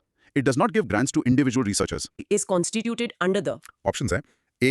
Food Safety and Standards Act 2006, B. Geographical Indications of Goods Act 1999, C. Environment Protection Act 1986 और D. Wildlife Protection Act 1972. इसका micro theme है environmental legislation. पहले ये GEAC या JEC करती क्या है? ये इंडिया की टॉप रेगुलेटरी बॉडी है जेनेटिकली मॉडिफाइड ऑर्गेनिजम्स या GMOs के लिए। जैसे अगर BT ब्रिंजल इंट्रोड्यूस करना है तो GEAC से अप्रूवल चाहिए। ये GMOs का गेटकीपर है। करेक्ट। अब सवाल है कि ये किस एक्ट के अंडर बनी है? थोड़ा लॉजिक लगाओ। GEAC का मेन काम GMOs का एनवायरमेंटल इंपैक्ट असेस करना है। राइट। तो इन ऑप्शंस में से कौन सा एक्ट ब्रॉडली एनवायरमेंट को हर तरह के थ्रेट से बचाने के लिए है? वो तो एनवायरमेंट प्रोटेक्शन एक्ट 1986 ही होगा। बाकी सब तो स्पेसिफिक है, food safety act, GI act, wild life act. And that is the correct answer. GEAC is a statutory body constituted under the Environment Protection Act 1986. ये एक बहुत पावरफुल अम्ब्रेला एक्ट है, तो आंसर है C. इसका memory hack? नाम में ही कीवर्ड है। Genetic engineering appraisal committee appraises the environmental risk, तो वो एनवायरमेंट प्रोटेक्शन एक्ट के अंडर ही आएगी। Mini recap. GEAC is India's GMO regulator and it was established under the wide-ranging Environment Protection Act of 1986. अगला सवाल wetlands पर। Question: With reference to a wetland of international importance under the Ramsar Convention, what does the Montreal Accord imply? Option A कहता है it's about changes in ecological character that have occurred are occurring or are likely to occur due to human interference. इसका micro theme है wetland conservation और Ramsar convention. Ramsar convention तो wetlands को protect करने के लिए एक इंटरनेशनल ट्रीटी है, लेकिन ये मॉन्ट्रियल रिकॉर्ड क्या है? कोई वीआईपी लिस्ट है? वीआईपी लिस्ट नहीं, बल्कि इसका उल्टा।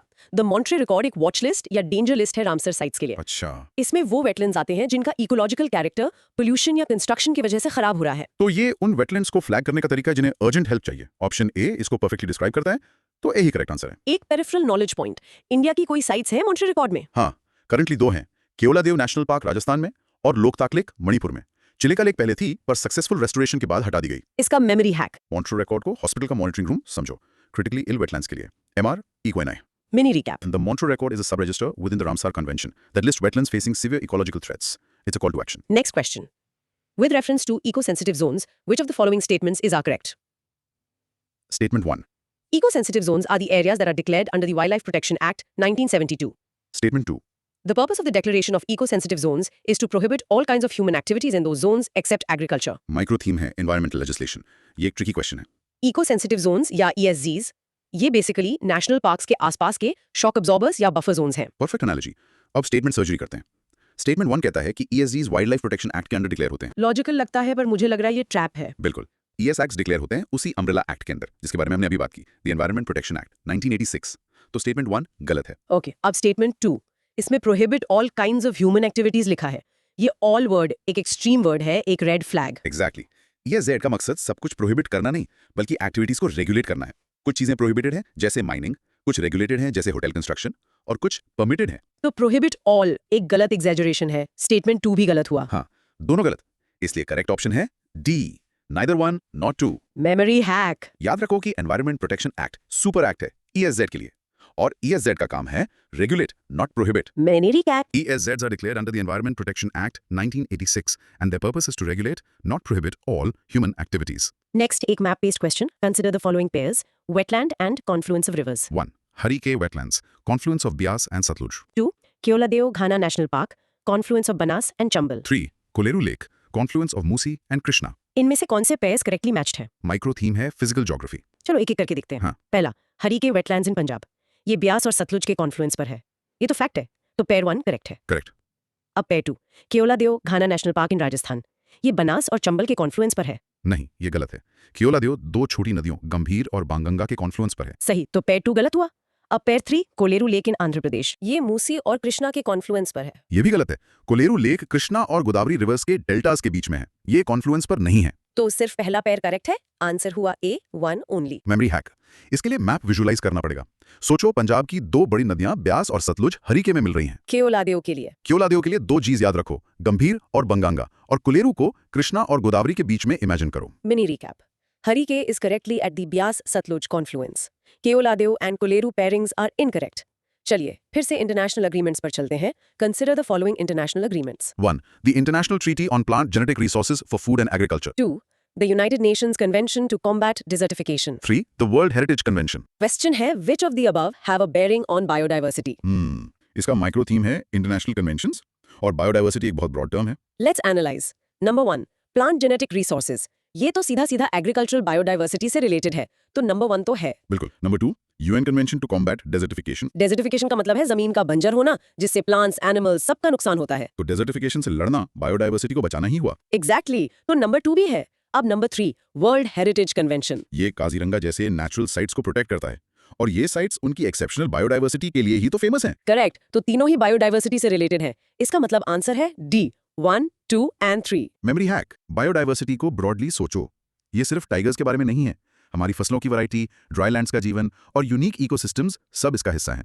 Mini recap. All 3 agreements, the Plant Genetic Resources Treaty, the UNCCD, and the World Heritage Convention, have a significant bearing on biodiversity conservation. Next one is about a very popular initiative. Consider the following statements regarding Earth Hour. 1. It is an initiative of UNEP and UNESCO. 2.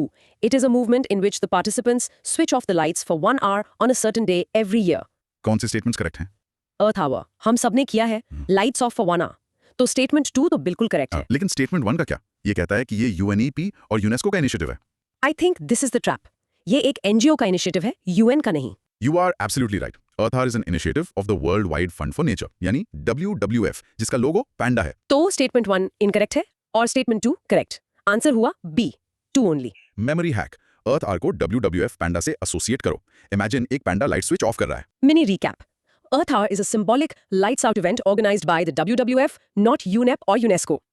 चलिए अब India की एक बहुत पुरानी और respected organisation की बात करते हैं with reference to Bombay natural history society BNHS. Consider the following statements. 1. It is an autonomous organization under the Ministry of Environment and Forests. 2. It strives to conserve nature through action-oriented research, education and public awareness. 3. It organizes and conducts nature trails and camps for the general public. इनमें से कौन से statements correct हैं? BNHS एक legendary institution है, 1883 में बनी थी। स्टेटमेंट 2 यानी रिसर्च और एजुकेशन और स्टेटमेंट 3 यानी नेचर ट्रेल्स, ये दोनों तो बिल्कुल सही लग रहे हैं। राइट, ये तो एक नेचुरल हिस्ट्री सोसाइटी का काम ही है, लेकिन ट्रैप स्टेटमेंट 1 में है। हाँ, वो कहता है कि ये autonomous organization under the ministry है। क्या ये एक गवर्नमेंट बॉडी है? नहीं, ये एक नॉन गवर्नमेंटल ऑर्गेनाइजेशन है, एक एनजीओ, इंडिपेंडेंट है। प्रिसाइसली। तो स्टेटमेंट 1 इनकरेक्ट है, 2 और 3 करेक्ट है, तो ऑप्शन हुआ C, 2 and 3 only. Memory hack. याद रखो कि BNHS जैसी पुरानी साइंटिफिक सोसाइटीज पैशनेट नेचुरलिस्ट ने शुरू की थी, प्राइवेट इनिशिएटिव्स के तौर पर। ये NGOs हैं, गवर्नमेंट डिपार्टमेंट्स नहीं। Mini recap. BNHS is a leading conservation NGO in India, known for its research and public outreach. It is not a government body. Alright, एक और बड़ा global fund. With reference to Global Environment Facility, which of the following statements are correct? A. It serves as financial mechanism for Convention on Biological Diversity and United Nations Framework Convention on Climate Change. B. It undertakes scientific research on environmental issues. C. It is an agency under OECD. D. Both A and B. Global Environment Facility या GEF. Option A कहता है कि ये CBD और UNFCCC जैसे conventions का financial mechanism है। ये तो बहुत इंपॉर्टेंट लग रहा है। और ये बिल्कुल सही है। GF कई की कन्वेंशंस के लिए एक मेजर फंडिंग सोर्स है, तो स्टेटमेंट ए करेक्ट है। बाकी ऑप्शंस का क्या? ऑप्शन बी कहता है कि ये साइंटिफिक रिसर्च करता है। नहीं, GF का प्राइमरी रोल एक फाइनेंसियर का है, फंड मैनेजर का। वो ग्रांट्स देता है, रिसर्च खुद नहीं करता। और ऑप्शन सी कि ये OECD के अंडर है, वो भी गलत है। GEF एक इंडिपेंडेंट फाइनेंशियल ऑर्गेनाइजेशन है। तो सीधा सा आंसर है ए। Memory hack. GEF को सोचो ग्रैंड एनवायरनमेंट फाइनेंसियर। इसका मेन काम पैसा है। It's the official financial mechanism. Mini recap. The GEF acts as the financial mechanism for several major international environmental conventions, including CBD and UNFCCC. एक और organization पर सवाल. With reference to a conservation organization called Wetlands International, which of the following statements is correct? 1. It is an intergovernmental organization formed by the countries which are signatories to Ramsar Convention. 2. It works at the field level to develop and mobilize knowledge and use the practical experience to advocate for better policies. Wetlands International, पहले statement 2 देखो। वो कहता है कि वो field level पर काम करते हैं और उस एक्सपीरियंस को पॉलिसी एडवोकेसी के लिए यूज करते हैं। ये तो एक बहुत effective NGO strategy लग रही है। और ये करेक्ट है। अब स्टेटमेंट 1 देखो। ये कहता है कि ये एक इंटरगवर्नमेंटल ऑर्गेनाइजेशन है। ये फिर से ट्रैप है। BNHS और बर्ड लाइफ की तरह ये भी एक नॉन गवर्नमेंटल ऑर्गेनाइजेशन यानी NGO है। बिल्कुल, तो स्टेटमेंट 1 गलत है, इसलिए आंसर है B, 2 ओनली। UPSC को ये इंटरगवर्नमेंटल वर्सेस नॉन गवर्नमेंटल का फर्क टेस्ट करना बहुत पसंद है। Memory hack. Usually international union for, world wide fund for या वेटलैंड्स इंटरनेशनल जैसे नाम NGOs के होते हैं। Mini recap. Wetlands International is a global NGO dedicated to wetland conservation. It is not an intergovernmental organization. चलिए वापस India आते हैं. Consider the following statements. 1. Animal Welfare Board of India is established under the Environment Protection Act 1986. 2. National Tiger Conservation Authority is a statutory body. 3. National Ganga River Basin Authority is chaired by the Prime Minister. इनमें से कौन से correct है? एक एक करके देखते हैं। Statement 1, animal welfare board of India AWBI, ये एनवायरमेंट प्रोटेक्शन एक्ट के अंडर है। नहीं, ये prevention of cruelty to animals act 1960 के अंडर आती है, तो statement 1 out. Right. Statement 2, national tiger conservation authority is a statutory body. Statutory का क्या मतलब है? स्टैट्यूटरी मतलब जो पार्लियामेंट के एक एक्ट से बनी हो। हाँ, और NTCA को वाइल्ड लाइफ प्रोटेक्शन एक्ट 1972 में अमेंडमेंट करके बनाया गया था।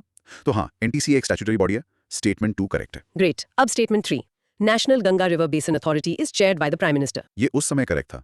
गंगा की नेशनल इंपॉर्टेंस देखते हुए PM का चेयर होना लॉजिकल है। तो स्टेटमेंट 3 भी करेक्ट है। तो 2 और 3 करेक्ट है, मतलब आंसर है B। Memory hack. NTCA के लिए सोचो tiger is equal to statutory, और गंगा की इंपॉर्टेंस के लिए हाईएस्ट अथॉरिटी यानी prime minister. Mini recap. AWBI is under the Prevention of Cruelty to Animals Act. NTCA is a statutory body. NGRBA was chaired by the PM. Tigers पर ही रहते हैं. Consider the following protected areas. 1. Bandipur. 2. Bhitarkanika. 3. Manas. 4. Sundarbans. Which of the above are declared tiger reserves? Micro theme है biodiversity और protected areas. चलिए list देखते हैं। बंदीपुर कर्नाटका में, हाँ ये एक ओरिजिनल टाइगर रिजर्व है। भितरकनिका ओडिशा में। ये मैंग्रोव्स और सॉल्ट वाटर क्रोकोडाइल्स के लिए फेमस है, पर ये टाइगर रिजर्व नहीं है, तो 2 आउट। गुड। अब मानस असम में। हाँ ये भी टाइगर रिजर्व है, और सुंदरबंस वेस्ट बंगाल में स्विमिंग टाइगर्स के लिए famous. Absolutely a tiger reserve. तो 1, 3 और 4 टाइगर रिजर्व्स हैं। करेक्ट ऑप्शन हुआ B, 1, 3 and 4 only. Memory hack. Bhitarkanika को बड़े क्रोकोडाइल से एसोसिएट करो, टाइगर्स से नहीं। Mini recap. Bandipur, Manas and Sundarbans are all tiger reserves. Bhitarkanika is not. अब लोगों के राइट्स पर एक important सवाल.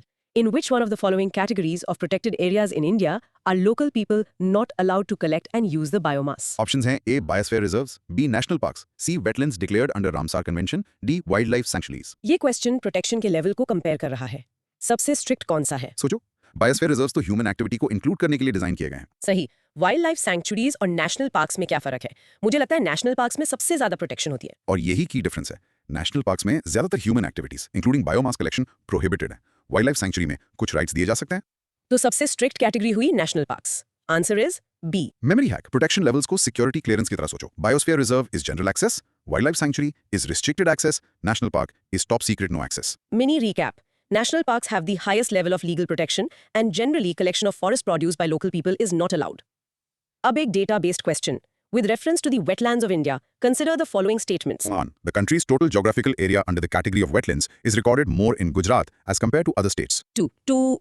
In India, the total geographical area of coastal wetlands is larger than that of inland wetlands. इनमें से कौन से करेक्ट हैं? Statement 1. Gujarat has the largest area of wetlands. ये हो सकता है, वहाँ सबसे लंबी coastline है, run of Kutch है. और ये एक फैक्ट है, Gujarat has the highest total area of wetlands. तो स्टेटमेंट 1 करेक्ट है। ठीक है. अब statement 2. ये कहता है कि coastal wetlands का एरिया inland wetlands से ज्यादा है. इनलैंड वेटलैंड्स में नदियां, झीलें सब आती हैं।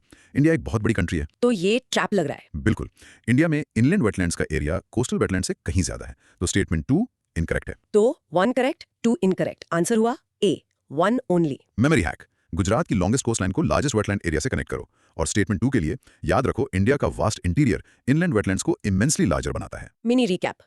Gujarat has the largest wetland area. However, the total area of inland wetlands in India is larger than coastal wetlands. एक और pairing question. Consider the following pairs. National park and river flowing through the park. 1. Corbett national park, Ganga. 2. Kaziranga National Park, Manas. 3.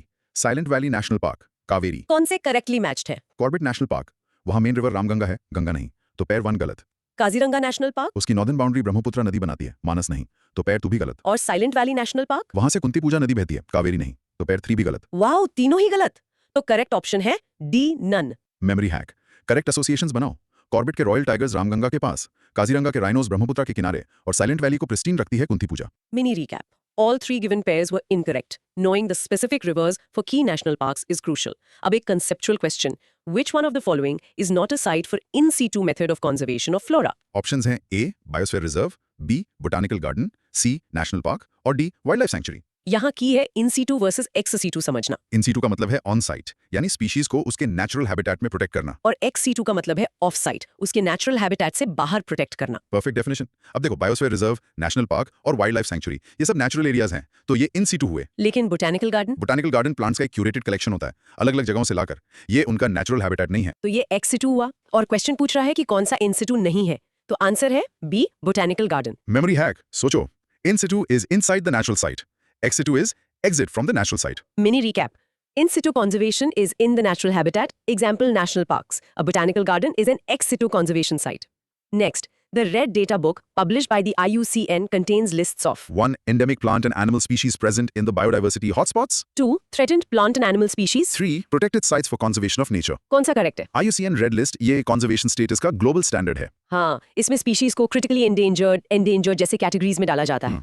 तो statement 2, threatened plant and animal species, तो बिल्कुल सही है. Correct. अब statement 1 का क्या ये हॉटस्पॉट्स के हिसाब से स्पीशीज लिस्ट करता है? नहीं, इसका फोकस स्पीशीज के ग्लोबल एक्सटिंक्शन रिस्क पर होता है, लोकेशन पर नहीं. सही। तो स्टेटमेंट 1 गलत. और स्टेटमेंट 3, क्या ये प्रोटेक्टेड साइट्स लिस्ट करता है? नहीं, वो एक अलग डेटाबेस है। रेड लिस्ट स्पीशीज के बारे में, साइट्स के बारे में नहीं। तो 3 भी गलत। तो आंसर हुआ बी, 2 ओनली। मेमोरी हैक, याद रखो, red list is equal to risk of extinction directory. ये स्पीशीज के थ्रेट लेवल के बारे में है, जगह के बारे में नहीं. Mini recap. The IUCN Red List is a global inventory of threatened species based on their risk of extinction. Climate change economics. Regarding carbon credits, which one of the following statement is not correct? ध्यान देना, not correct पूछा है. इसका micro theme है market based mechanisms for climate change. Carbon credit मतलब एक permit to emit 1 ton of CO2. चलो statements देखते हैं. A. The system was ratified with the Kyoto Protocol. ये सही है. Credits are awarded for reducing emissions. ये भी सही है. The goal is to limit CO2 emissions. ये भी सही है। तो बचा डी. ये कहता है कि कार्बन क्रेडिट्स का price fixed by the UNP होता है. ये मार्केट के आइडिया के खिलाफ है।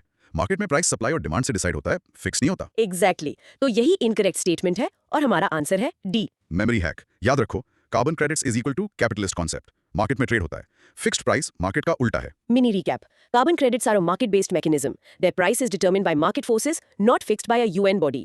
फिर से Indian legislation. Which of the following central acts have relevance to bearing on the biodiversity conservation in the country? 1. Import and Export Control Act 1947. 2.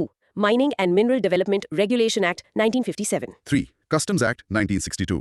4. Indian Forest Act 1927. ये एक ब्रिलियंट क्वेश्चन है।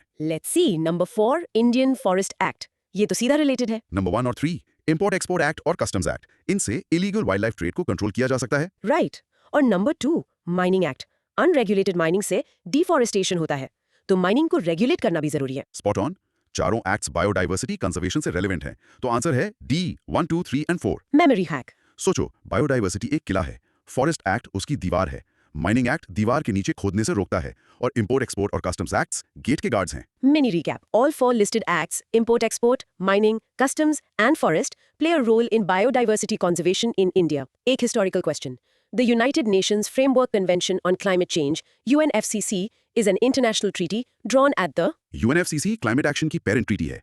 ये कहाँ बनी थी? The UNFCCC along with CBD and UNCCD 1992 में Rio de Janeiro में sign की गई थी. हाँ, जिसे हम रियो अर्थ समिट के नाम से जानते हैं। तो आंसर है B. Memory hack. Rio trio याद रखो. 1992 रियो अर्थ समिट ने 3 कन्वेंशंस को जन्म दिया. Climate change UNFCCC, biodiversity CBD और desertification UNCCD. Rio equals trio. Mini recap. The UNFCCC was adopted at the 1992 Rio earth summit. एक और protocol. Which one of the following union ministries implements the Cartagena Protocol on Biosafety? पहले कार्टागेना protocol on biosafety है क्या? Biosafety का मतलब है GMOs को safely handle करना. ये प्रोटोकॉल बायोलॉजिकल डाइवर्सिटी को GMOs के पोटेंशियल रिस्क्स से बचाता है. करेक्ट। तो इंडिया में कौन सी मिनिस्ट्री से हैंडल करेगी? हमने अभी डिस्कस किया था कि GMOs को GEAC हैंडल करती है और GEAC ministry of environment, forest and climate change यानी MOFCC के अंडर आती है. तो लॉजिकल है कि वही मिनिस्ट्री इंटरनेशनल प्रोटोकॉल भी हैंडल करेगी। बिल्कुल. Perfect line of reasoning. MOFCC is nodal ministry. Memory hack. Dots connect करो। Cartagena protocol, GACC, ministry of environment. Mini recap. The MOFCC is the nodal ministry for implementing the Cartagena Protocol on biosafety in India. एक factual history question. Which one of the following countries in the world is the first to propose a carbon tax for its people to address global warming? Options थे A Australia, B Germany, C Japan, D New Zealand. Carbon tax मतलब polluting fuels पर direct tax सबसे पहले किसने propose किया? The answer is New Zealand. उन्होंने 2005 में एक broad based carbon tax propose किया था अपने क्योटो कमिटमेंट्स पूरे करने के लिए। तो आंसर है डी। Memory hack. इमेजिन करो, एक कीवी बर्ड, न्यूजीलैंड का सिंबल, एक कोयले के टुकड़े पर टैक्स का स्टिकर लगा रही है। Kiwi equals carbon tax Pioneer. Mini recap. New Zealand was the first country to propose a broad-based carbon tax to address climate change. और अब हमारा आखिरी सवाल. Consider the following statements. 1. Kyoto Protocol came into force in the year 2005. 2. Kyoto Protocol deals primarily with the depletion of the ozone layer. 3. Methane as a greenhouse gas is more harmful than carbon dioxide. कौन से correct है? चलो statement surgery करते हैं। Statement 1. Kyoto Protocol came into force in 2005. ये 1997 में adopt हुआ था। हाँ, लेकिन एंट्री इनटू फोर्स 2005 में हुई थी. तो स्टेटमेंट 1 करेक्ट है. करेक्ट। अब statement 2. Kyoto Protocol deals with the ozone layer. एक मिनट. ओजोन लेयर के लिए तो मॉन्ट्रियल प्रोटोकॉल है. Kyoto protocol green house gases के लिए है. Exactly. तो स्टेटमेंट 2 गलत है। अब statement 3. Methane is more harmful than carbon dioxide. हाँ, मीथेन CO2 से ज्यादा पोटेंट है हीट ट्रैप करने में, भले ही कम टाइम के लिए एटमॉस्फेयर में रहती हो. तो स्टेटमेंट करेक्ट है. बिल्कुल। तो स्टेटमेंट 1 और 3 करेक्ट है, मतलब आंसर है B 1 and 3 only. Memory hack. याद रखो, Kyoto is for climate, while Montreal is for the hole in the middle of the ozone layer. Mix मत करना। Mini recap. The Kyoto Protocol came into force in 2005 and addresses greenhouse gases like methane. The protocol for the ozone layer is the Montreal Protocol. Whew, what a marathon! हमने नमदाभा के freezing peak से लेकर Kyoto protocol के complex rules तक सब कुछ cover किया. बिल्कुल। चलो एक क्विक समरी करते हैं ब्रॉड थीम्स का। पहला, बायोडाइवर्सिटी एंड कंजर्वेशन। हमने देखा कि नेशनल पार्क्स में स्ट्रिक्ट प्रोटेक्शन होती है और इन सिटू वर्सेस एक्स सिटू का फर्क समझा। राइट. दूसरा, इंटरनेशनल बॉडीज एंड कन्वेंशंस. हमने सीखा कि प्रिसाइज होना कितना जरूरी है. बर्ड लाइफ IBS के लिए है, हॉटस्पॉट्स नॉर्मन मायर्स ने दिए, GEF फाइनेंसर है, GCF UNFCCC का ATM है. और क्योटो को मॉन्ट्रियल से कंफ्यूज मत करना। और तीसरा, Indian legislation. The environment protection Act 1986 वो अम्ब्रेला एक्ट है जो GAEC और ESZ दोनों को गवर्न करता है. एकदम सही। Now here's a final thought for you to chew on. हमने कार्बन क्रेडिट्स और कार्बन टैक्स की बात की. सोचो, can we truly put a price on a clean river और अ प्रिस्टीन फॉरेस्ट? क्या इकोनॉमिक सॉल्यूशंस अकेले एनवायरमेंटल प्रॉब्लम्स को सॉल्व कर सकते हैं? That's a powerful question. It's about balancing economic tools with intrinsic values. Exactly. अगर आपको ये सेशन पसंद आया तो प्लीज इसे अपने दोस्तों के साथ शेयर करें, लाइक करना मत भूलना, and let us know in the comments which topic was the most interesting for you. Keep learning, stay curious. Until next सोचो, एक देश है जो सारे नियम मानकर एनवायरनमेंट को बचाकर प्रोडक्ट्स बनाता है, और दूसरा देश है जो सस्ते में वही प्रोडक्ट्स बना रहा है पर खूब पोल्यूशन फैलाकर। राइट, एक अनफेयर एडवांटेज ले रहा है। एग्जैक्टली। अब इन दोनों के बीच ट्रेड फेयर कैसे होगा?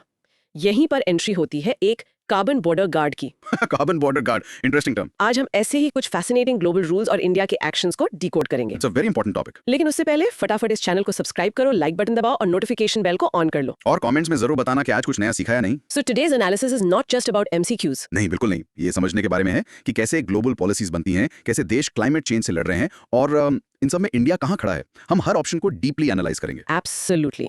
तो आज का लर्निंग मैप ये रहा। ओके, सबसे पहले हम समझेंगे CBAM यानी कार्बन बॉर्डर एडजस्टमेंट मैकेनिज्म क्या है। The carbon border guard. हाँ, फिर हम COP28 के मेजर आउटकम्स को देखेंगे और एक कॉमन ट्रैप को एक्सपोज करेंगे।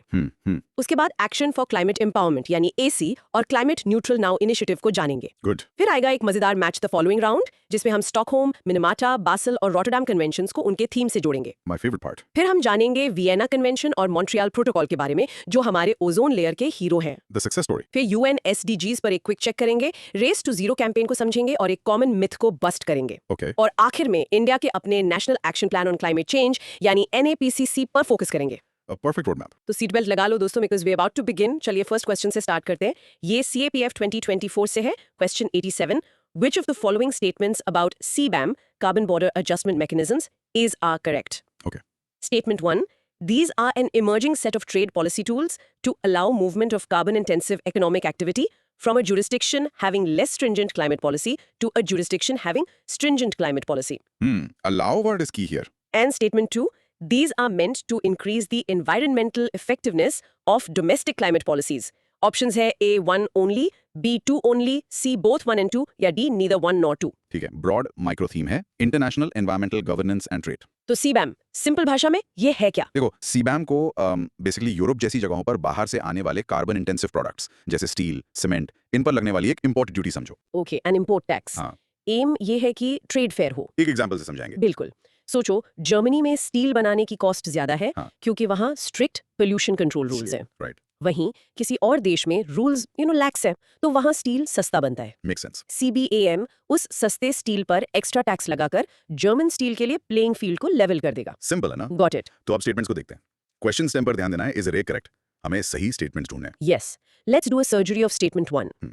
ये स्टेटमेंट कहता है कि CBAM कार्बन इंटेंसिव एक्टिविटी को लेस स्ट्रिक्ट कंट्रीज से मोर स्ट्रिक्ट कंट्रीज में अलाउ करता है। ये तो उल्टा लग रहा है। This is exactly the opposite. CBAM इस मूवमेंट को रोकना चाहता है, जिसे कार्बन लीकेज कहते हैं। Carbon leakage, okay. So statement 1 is incorrect. ये प्रॉब्लम बता रहा है, सोल्यूशन नहीं। राइट, तो जैसे ही हमें पता चला कि स्टेटमेंट 1 गलत है, तो ऑप्शन ए और सी ऑटोमेटिकली एलिमिनेट हो गए।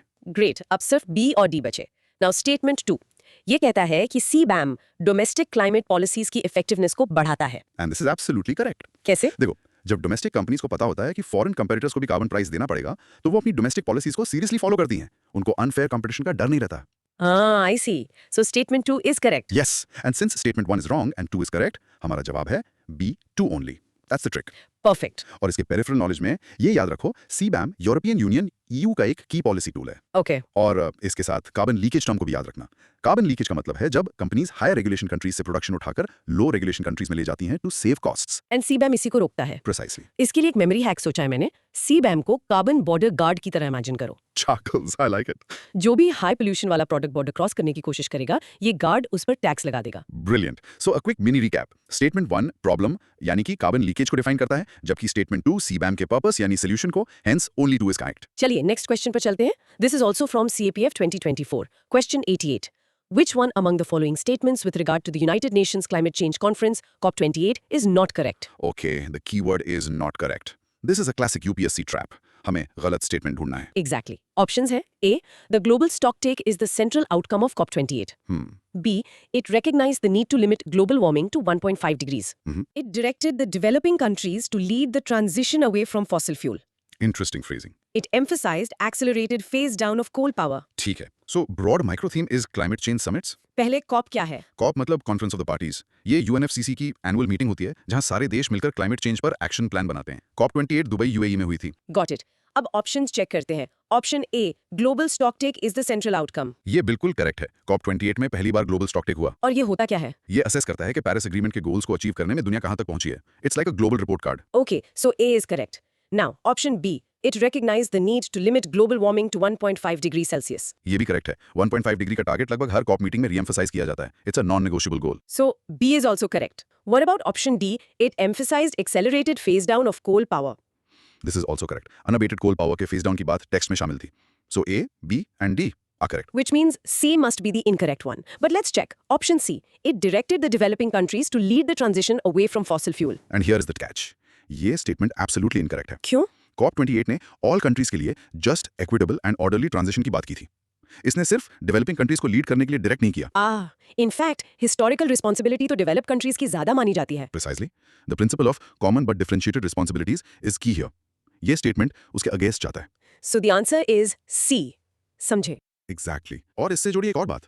COP28 में एक और मेजर अचीवमेंट थी लॉस एंड डैमेज फंड को ऑपरेशनलाइज करना। हाँ, ये फंड उन वल्नरेबल कंट्रीज की हेल्प करेगा जो क्लाइमेट डिजास्टर से सबसे ज्यादा प्रभावित होते हैं. करेक्ट। सो मेमोरी हैक के लिए COP28 के लिए याद रखो GST, ग्लोबल स्टॉकटेक। Nice. और याद रखना क्लाइमेट एक्शन एक शेयर्ड रिस्पॉन्सिबिलिटी है, इसलिए डेवलपिंग कंट्रीज टू लीड वाला स्टेटमेंट एक ट्रैप है। To summarize, global stocktake, 1.5 degree C target, and coal phase down correct points है. The incorrect point is the biased direction towards developing countries. चलिए आगे बढ़ते हैं। Next question is from CAPF 2023। Yes. Question 89. Which of the following statements is correct about Action for Climate Empowerment, ACE? Statement 1. It is a term adopted by the UN Framework Convention on Climate Change. Statement 2. This term is related to the Paris Agreement. Okay, micro theme is climate change frameworks. So what is ACE? ACE का मतलब है लोगों को empower करना ताकि वो climate action में participate कर सके। It's about knowledge and participation for all. Education, training, public awareness, ये सब इसका पार्ट है। Got it. It's about making it a people's movement. Exactly. अब स्टेटमेंट्स देखते हैं। Statement 1, it is a term adopted by the UNFCCC। This is absolutely correct. Oh, original convention से. Yes, AC UNFCCC के original article 6 का हिस्सा है। So it's a foundational concept. Okay. And statement 2. This term is related to the Paris Agreement. This is also correct. Paris agreement का article 12 specifically ACE को further strengthen करने की बात करता है। तो दोनों statements correct है. बिल्कुल, इसलिए करेक्ट आंसर है C, both 1 and 2। Simple and straightforward. हाँ, और इसके 6 की एलिमेंट्स हैं, याद रखना। Education, training, public awareness, public participation, public access to information and international cooperation. इसके लिए मेमोरी हैक ACE को सोचो. All citizens empowered. Perfect. All citizens empowered for climate action. Mini recap. ACE is an original UNFCCC concept that was reinforced and carried forward by the Paris Agreement. Let's move to the next one. Question 90, also from KAPF 2023. What is Climate Neutral Now initiative? Statement 1. It encourages organizations and other interested stakeholders to act now in order to achieve a carbon neutral world by 2050. Statement 2. It derives its aims from the Paris Agreement. The micro theme is voluntary climate action. अब इस question में थोड़ा सा nuance है, so let's be careful. Okay, so what is Climate Neutral Now? Print को major करें, reduce करें और जो बचा है उसे ऑफसेट करें। So it's a bottom-up approach. Correct. Now statement 2. It derives its aims from the Paris Agreement. This is 100% correct. ये UNFCCC का इनिशिएटिव है और इसका अल्टीमेट गोल पेरिस एग्रीमेंट के टारगेट्स को सपोर्ट करना ही है। Okay, so 2 is definitely correct. What about statement 1? Encourages to achieve a carbon neutral world by 2050. देखो, यही a tricky part है. ये initiative voluntary action को promote करता है towards a climate neutral world. लेकिन according to the official answer key and analysis, इस statement को incorrect माना गया है. But why? शायद इसलिए क्योंकि इस इनिशिएटिव का डायरेक्ट एम हर इंडिविजुअल ऑर्गेनाइजेशन को न्यूट्रल बनाना है, न कि पूरी वर्ल्ड को बाय 2050। इसका स्कोप इंडिविजुअल एंटिटीज पर है। यूपीएससी कभी-कभी ऐसी स्पेसिफिक वर्डिंग पर खेल जाता है। The statement is too sweeping. I see. The goal is personal neutrality, which contributes to global neutrality, but it isn't a promise to make the whole world neutral. Exactly. It's a precision trap. So given that statement 2 is definitely correct and statement 1 is considered incorrect, the most logical answer is B2 only. That was a tricky one. It was. So for the memory hack, remember climate neutral now equals voluntary action supporting Paris Agreement. And statement 1 थोड़ा ambitious और sweeping था, जबकि statement 2 initiative के foundation के बारे में है, which is more accurate. The Paris Agreement, but its direct scope is more focused than achieving a carbon neutral world. Okay, time for the fun round. A matching question from CAPF 2023. Let's do it. Question 91. Match list I, International Convention with list 2 theme. List I में है A, Stockholm, B, Minamata, C, Basel, and D, Rotterdam. And list 2? List 2 has themes. 1. Hazardous chemicals and pesticides in international trade. 2. Persistent organic pollutants. 3. Binding instrument on mercury. 4. Transboundary movement of hazardous wastes. ठीक है. Broad micro theme is environmental conventions on pollutants and waste. Let's match them one by one. Let's do it. A. Stockholm Convention. Stockholm deals with POPs, persistent organic pollutants. ये forever chemicals होते हैं जो environment में break down नहीं होते. So A matches with 2. Okay, A is 2. Next B. Minamata Convention. Minamata नाम आती है सीधा mercury यानी पारा. दिमाग में आना चाहिए. Right. जापान की मिनामाटा सिटी में मर्क्यूरी पॉइजनिंग से एक बड़ी ट्रेजेडी हुई थी. Correct. So B matches with 3. A2, B3. Next C. Basel Convention. Basel is all about stopping the dumping of hazardous waste, especially from rich countries to poor countries. It controls the transboundary, yani border crossing movement of waste. So C matches with 4. Got it. A2, B3, C4. That leaves D. Rotterdam Convention. Rotterdam का keyword है PIC, prior informed consent. मतलब अगर कोई देश दूसरे को कोई listed हैजरस chemical बेच रहा है तो पहले बायर कंट्री को पूरी इन्फॉर्मेशन देकर उसकी परमिशन लेनी होगी. I see. So D matches with 1. Exactly. तो हमारा कोड बना A2, B3, C4, D1. चलो ऑप्शंस चेक करते हैं and yes option D is 2, 3, 4, 1. We got it. Perfect. इसके लिए मेमोरी हैक्स भी हैं. Please share. Stockholm, sticky pollutants, POPs, Minamata, mercury, Basel, border of waste, and Rotterdam requires informed consent. Brilliant. Mini recap. Stockholm equals POPs, Minamata equals mercury, Basel equals waste movement, Rotterdam equals chemical trade consent. Easy peasy. Let's move to a major success story now. Yes, from CAPSWEEF 2019, question 92. Which one of the following is the main objective of Vienna Convention and Montreal Protocol? Options are A. Combat desertification, B. Formulate sustainable developmental goals, C. Protection of ozone layer, and D. Combat climate change. This is a straightforward one, but the story behind it is amazing. इन दोनों को power couple of environmental treaties कहते हैं. Power couple. Why? Vienna convention 1985 ने goal set किया. हमें ozone layer को protect करना है. It was the framework. And Montreal? Montreal protocol 1987 ने एक्शन प्लान दिया. In specific ozone depleting substances जैसे CFCs को फेज आउट करना है. It had the teeth. So Vienna set the goal, Montreal provided the tools. Precisely. तो question है main objective क्या है? ऑप्शंस देखते ही आंसर क्लियर हो जाता है. It is without a doubt C protection of ozone layer. And this is considered a huge success, right? The most successful. ये दोनों ट्रीटीज हिस्ट्री के सबसे सक्सेसफुल इंटरनेशनल एग्रीमेंट्स माने जाते हैं. थैंक्स टू देम साइंटिस्ट ने कंफर्म किया है कि अर्थ का ओजोन लेयर अब हील हो रहा है. This is a huge success story for humanity. Cool ना? Very cool. इसके लिए memory hack. इमेजिन करो वियना एक डॉक्टर है जिसने डायग्नोज किया कि ओजोन लेयर में होल है और मॉन्ट्रियल एक सर्जन है जिसने ऑपरेशन करके CFCs को निकाल दिया. Love it. So mini recap. Vienna set the goal, Montreal provided the tools, both for one mission, saving the ozone layer. Next up the SDGs. Right. From CDS 2023 II, question 93. Which of the following are United Nations Sustainable Development Goals? Okay. Statement 1, decent work and economic growth. 2, peace, justice and strong institutions. And 3, responsible consumption and production. The micro theme is Global Development Agenda. So what are SDGs? SDG 17 global goals का एक set है जो 2015 में adopt किए गए थे to be achieved by 2030. इनका aim है to leave no one behind. A very holistic agenda. Let's check the statements. Statement 1, decent work and economic growth. Yes, this is SDG 8. बिल्कुल. Statement 2, peace, justice and strong institutions. This is SDG 16. Correct again. And statement 3, responsible consumption and production. This is SDG 12. तो तीनों ही SDGs का part है. Yes, so the answer is D, 1, 2 and 3. इसमें तो आंख बंद करके मार्क कर सकते हैं. Shackles. Almost. All 17 SDGs को एक बार go through करना important है. But एग्जाम में अगर ऑप्शंस पॉजिटिव होलिस्टिक डेवलपमेंट की बात कर रहे हैं जैसे ये तीनों कर रहे हैं there is a very high chance they are part of the SDGs. थोड़ा लॉजिक लगाओ. Good point. So, in short, all three given options are core pillars of the Sustainable Development Goals. Now, let's talk about a very specific campaign. Yes, from CDS 2023 II. Question 94. Which of the following statements about the Race to Zero campaign is are correct? Statement 1. One of the main objectives of the Race to Zero campaign is to build momentum around the shift to a decarbonized economy. And statement 2. It is related to the theory of zero-sum game. Okay. Broad micro theme, global climate initiatives. First, what is the Race to Zero campaign? Race to Zero एक global campaign है. इसका गोल है businesses, cities, investors सबको एक साथ लाना to achieve net zero carbon emissions by 2050. It's a race against time. A coalition of the willing. Now let's see the statements. Statement 1. Build momentum around the shift to a decarbonized economy. This is the very definition of the campaign's objective. Ekdam correct? Okay, so one is correct. But what about statement 2? Related to the theory of zero-sum game. ये क्या है? Please explain. Zero sum game का मतलब है एक ऐसी situation जहां एक का फायदा दूसरे का नुकसान होता है. जैसे चेस में एक जीतता है तो दूसरा हारता है. I see. Win-lose situation. Correct. But climate action is not a zero sum game. ये एक विन विन सिचुएशन है जिससे पूरी ह्यूमैनिटी को फायदा होता है. सो statement 2 is completely wrong. It's conceptually the opposite. तो only statement 1 is correct. Answer है A, 1 only. यस, और यहाँ नेट जीरो का मतलब समझना जरूरी है. It does not mean zero emissions. Right. It means हम जितना ग्रीन हाउस गैस एमिट कर रहे हैं उतना ही एटमॉस्फेयर से रिमूव भी कर रहे हैं, creating a balance. Perfect. For memory hack इसको रेस टू जीरो सोचो, not race of zero sum. The two indicates a collective goal, not a competition against each other. Exactly. Mini recap. Race to Zero is about building positive momentum for a decarbonized world, and it has nothing to do with the conflict-based zero-sum game theory. Okay, we are at our final question. Let's bring it back home to India. Let's do it. This is from CDS 2023 II, question 95. Which of the following statements about National Action Plan on Climate Change, NAPCC, with reference to India are correct? India's climate policy. Statement 1. It emphasizes that maintaining a high growth rate is essential for raising the living standards of the vast majority of the people of India and reducing their vulnerability to the impact of climate change. A very loaded statement. And Statement 2.